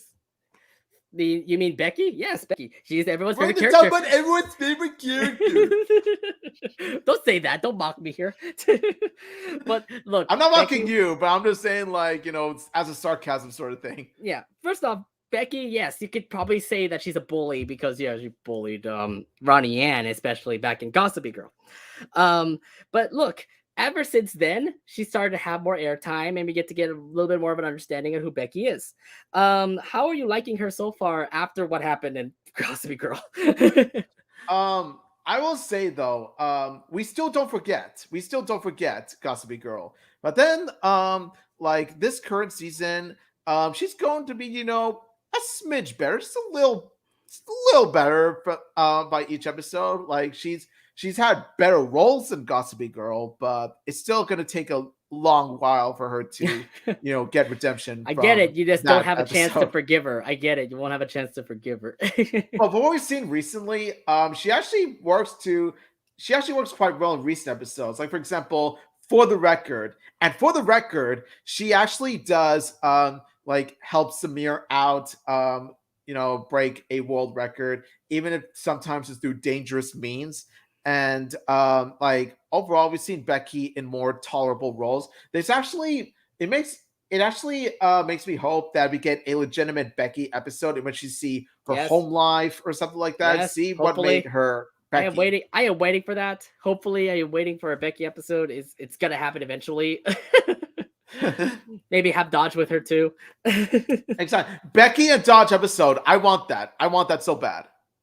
Yeah, I've been liking her so far. She definitely did have a big improvement compared to what happened back in the final episode of season 2.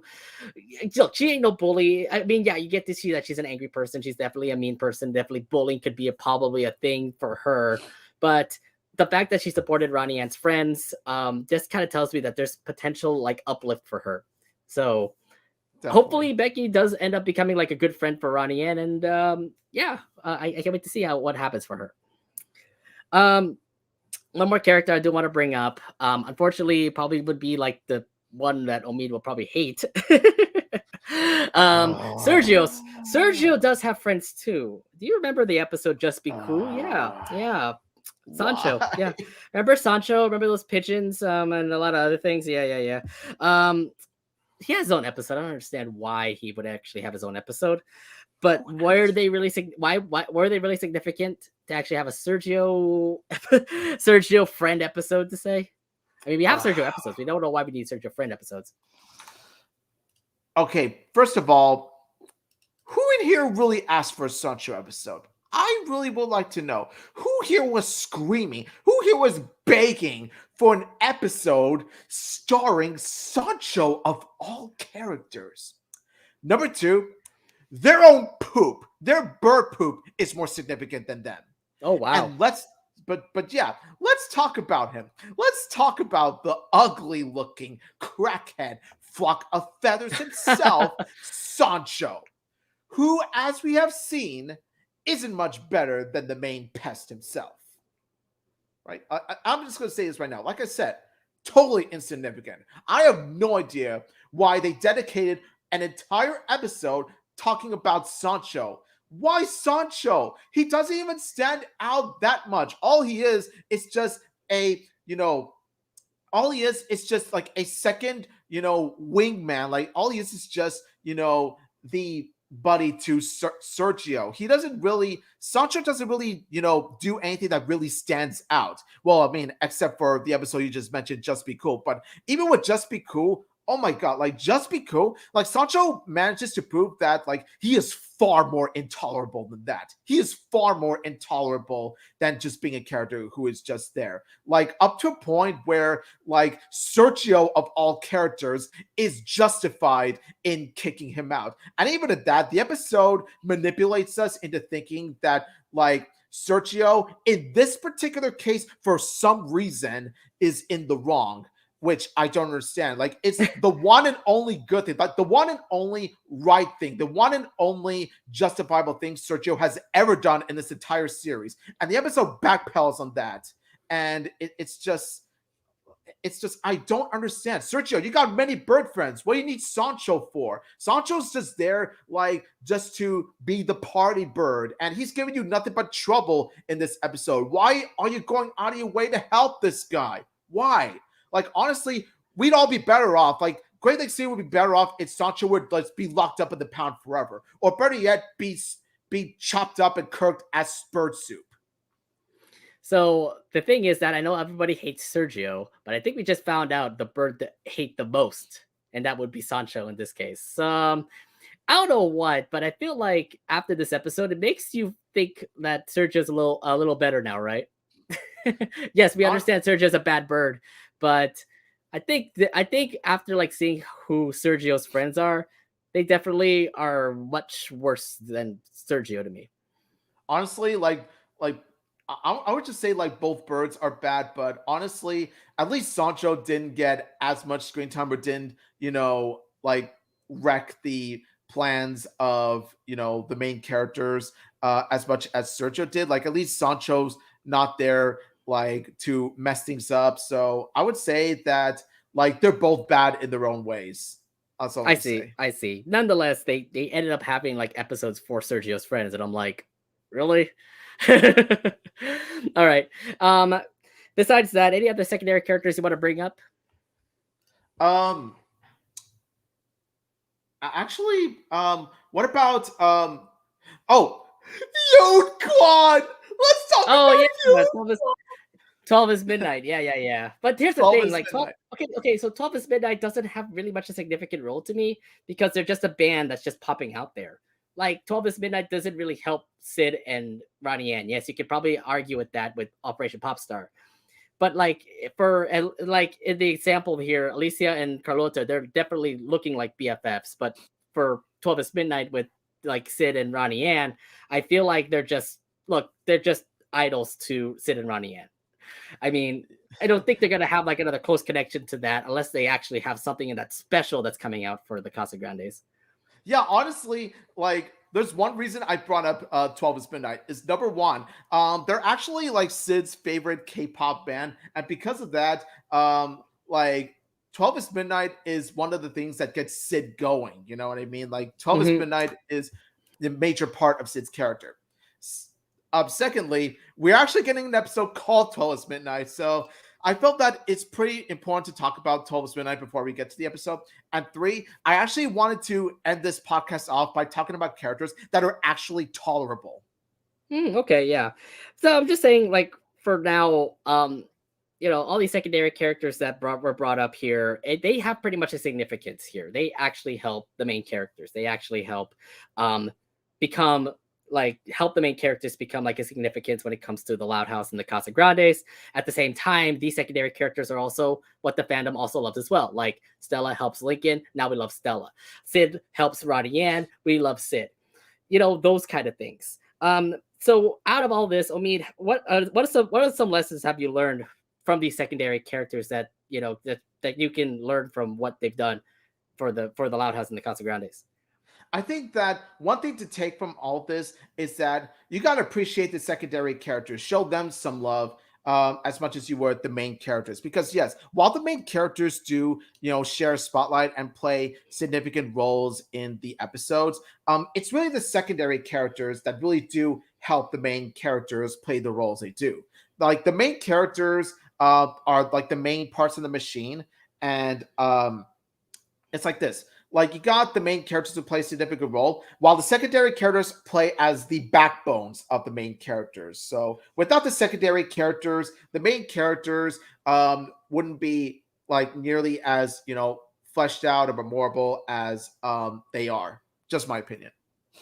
I feel like for this lesson here, it just tells you that whenever they help, whenever the secondary characters come in and help, and whenever they actually do have a significant role in helping out when it comes to the shows, then we get to have a fond feeling of who they really are and why we love them. To say, like how Stella started to become just a person that we, thought, oh, she's just a girl that Lincoln met over the bus.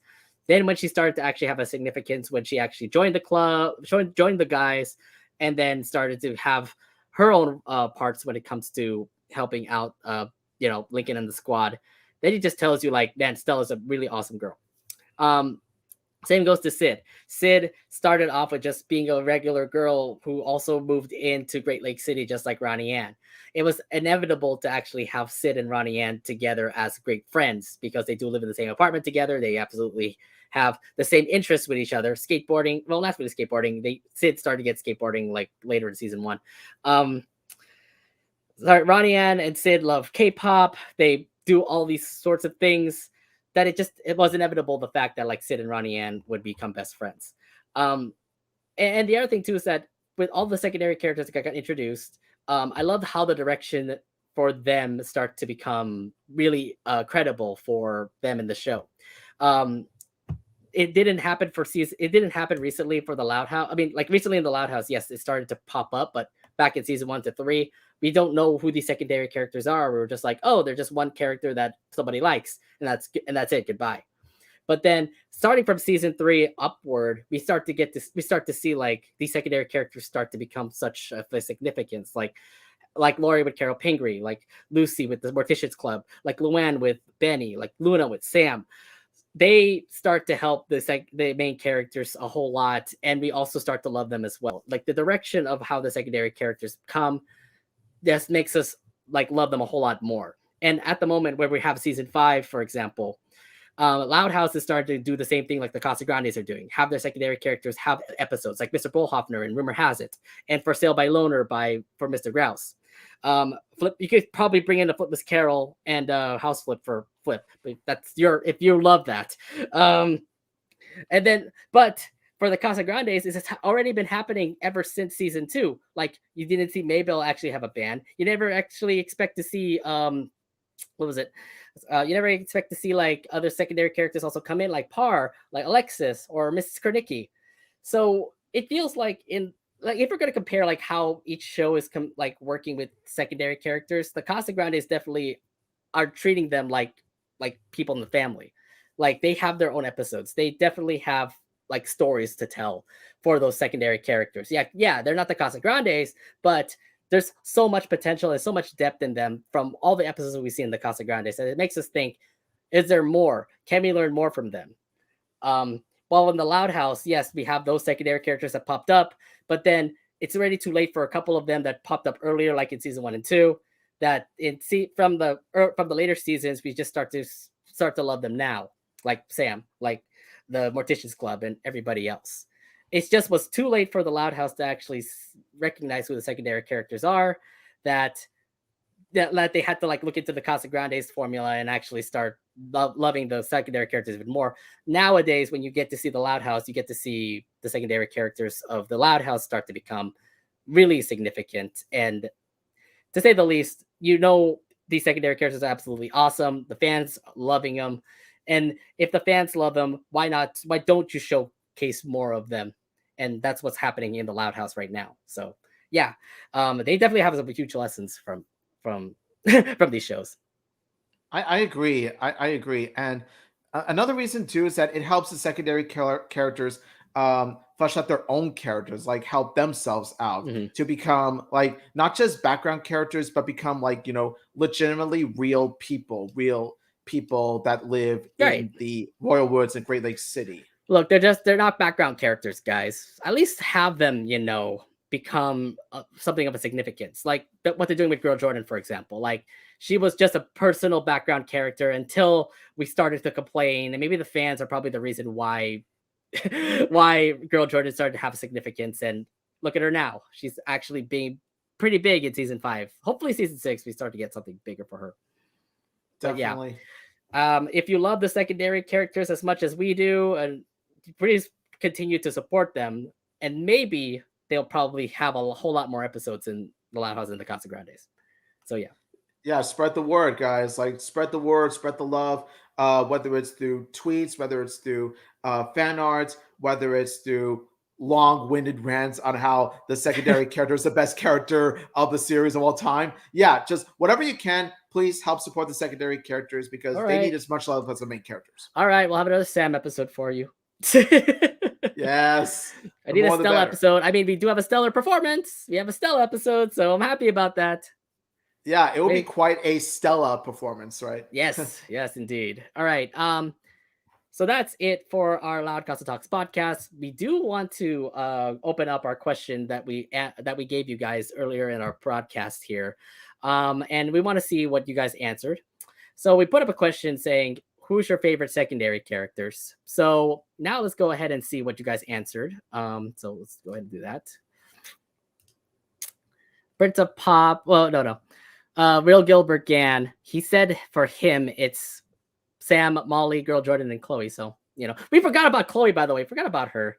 Yeah.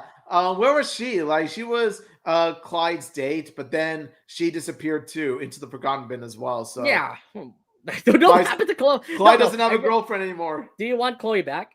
I mean, we did see her back in Double Trouble. I mean, if not Chloe, then I guess there's room for Sly to come in the future. How about Molly? It feels like she's also one of those characters that went to do this. Molly got okay. I'm just gonna say this, right behind Ronikin. My second favorite Lincoln ship is Mollykin. They worked so well as sort of a rivalry sort of relationship in Past Your Bedtime. It was just pretty funny to watch them go back and forth. So yes, other than Ronikin, I also ship Mollykin. Yeah, see, I just saw Molly. Yeah, she did pop up back in what was it? Past Your Bedtime. Tales of Woe. For just 1 minute, and then that was pretty much it. So I kind of forgot about her. Sorry, Molly, you're now in the abyss of thrown away characters. Just #justice for Molly.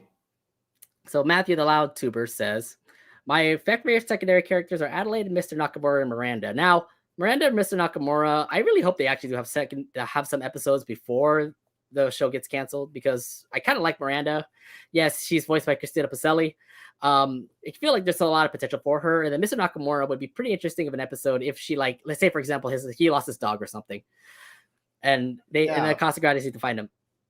That would be interesting. Yeah, I think we forgot to mention Mr. Nakamura and Miranda, but I'm glad Matthew Loudtuber brought them up. Jonah Felton said, Clyde, Stella, Liam, Zach, Rusty, Sid, Nikki, Casey, Samir. Wow, it's just pretty much the squad. Yeah, let me tell you, we were all begging for a Click and McLeod and Sidoni, squad meetup. And yeah, let me tell you, Jonah, I think you're one of those that is the biggest fan of that idea. I'm a fan of the idea too, so let's make that happen. So yeah. For my chiller, she says, Zach, Clyde, Liam, Stella, Girl Jordan, Molly, Skippy, Mr. Grouse, Mr. Bullhoffner. Oh, interesting one. Chandler, Maddie, Paula, and Margot. Chandler. And then for the Casagrandes, Becky, Laird, Ricky, Mabel, and Sid. Oh, I forgot about Ricky and Chandler, out of all people. Yeah, it appears that my chiller is more forgiving towards the bully characters than most of the Casa you know what? I respect you, my chiller. You at least know the bully characters can be treated well, except for Chandler, maybe. Yeah. My chiller, we respect your opinion, and we respect you even more for being more forgiving towards the bully characters than most of us. So, I have to say major respect to you. Oh, and she also did say that she also loves Becca Chang. Oh, that's right. Becca. Forgot about her. The other Chang's parents too. Yeah. We forgot to talk about Sid's. We talked about Sid and Ali, but we never talked about the parents. Right. We have one more we can bring up. So let's see if anybody knew. Oh, maybe for Prince of Pop.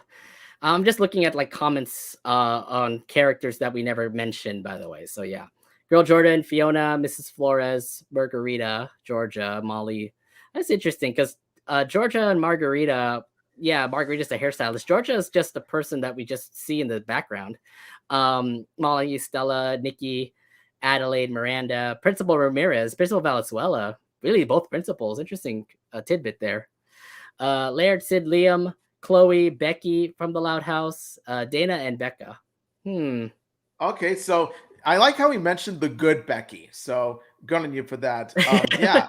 Where is the good Becky? We never I'm kind of see surprised. I'm kind of surprised Becky. about the principals, by the way.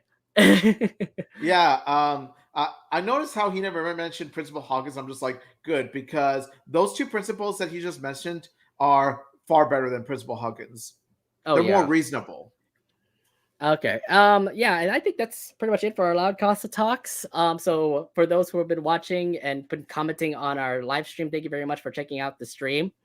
But that is it for our Loud Casa Talks. Thank you very much for listening in. Remember that you can listen to our Loud Casa Talks podcast on all podcast providers when it comes to Spotify, Anchor, Google Podcasts, Apple Podcasts, wherever you listen to podcasts, our podcast is there for you with all episodes available.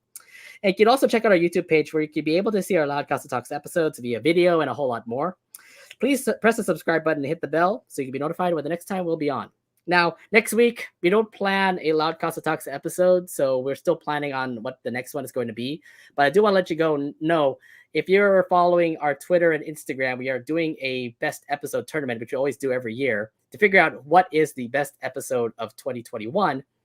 And I do want to let you know that next Sunday, we are going to have our tournament bracket reveal show. Yes, we are going to reveal who is going to be the number one seed, who is the best Loud House episode, who is the best Casagrandes episode. But we're going to do it in tournament formats. Just remember, we're only going to pick 20 Loud House episodes and 20 Casagrandes episodes this tournament. And they're all based on how you voted, by the way. So yeah, that's going to be next week. Going to be same time at 5 o'clock here Pacific time, 8 o'clock Eastern. But we are going to reveal the 20 episodes from the Loud House and the Casagrandes that are going to be in it. It's going to be a fun night, by the way, guys, because we're gonna be showing a lot, like the worst 5 episodes from both Loud House and Casagrandes, the 20 episodes that enter into the tournament, and the last 4 episodes that couldn't be able to make it in. Yeah, I think that in terms of the worst episodes, I think we all know what's going to come up. So I'm wondering about that. What are you talking about the worst episode? I mean, what are you talking about? I'm talking about. Are you talking about an episode that never had their matchup yet? Or are you talking I'm talking about a particular episode that shall not be named that for some reason served as a season 2 finale, even though it did not deserve it at all. The one episode. Okay, I know. The matchup never happened for no reason. The matchup is not up yet for Gossipy Girl. Okay, not yet. We all know it's going to be number one worst. Here's the thing. It'd be so funny if like Gossipy Girl actually beats Stripe Coach. No, absolutely not. But yeah, next Sunday, please come back here for our next not Loud Casa Talks episode, but we're going to have our tournament bracket reveal show. It's going to be a whole lot of fun. Hopefully you guys are going to be here so you can see what episodes are your top 20 Loud House episodes, your top 20 Casagrandes episodes. And hopefully by the end of this tournament in a couple of weeks, we're also going to bring up a contest too. So hopefully you guys can check it out as well. Yeah, definitely. So stay tuned and subscribe to us if you want to see more of our videos to come. Yeah, definitely get excited for more Loud Casa Talks content, guys. All right, and that's pretty much it for us here. Thank you for listening into our Loud Casa Talks episode. My name is Nate. And this is Omi. Thank you all so much for watching. Thank you all so much for listening. Your support means so much to us. And like your support, you play as secondary characters to our main characters, so we appreciate that. And until next time, smell you later, loud crowd.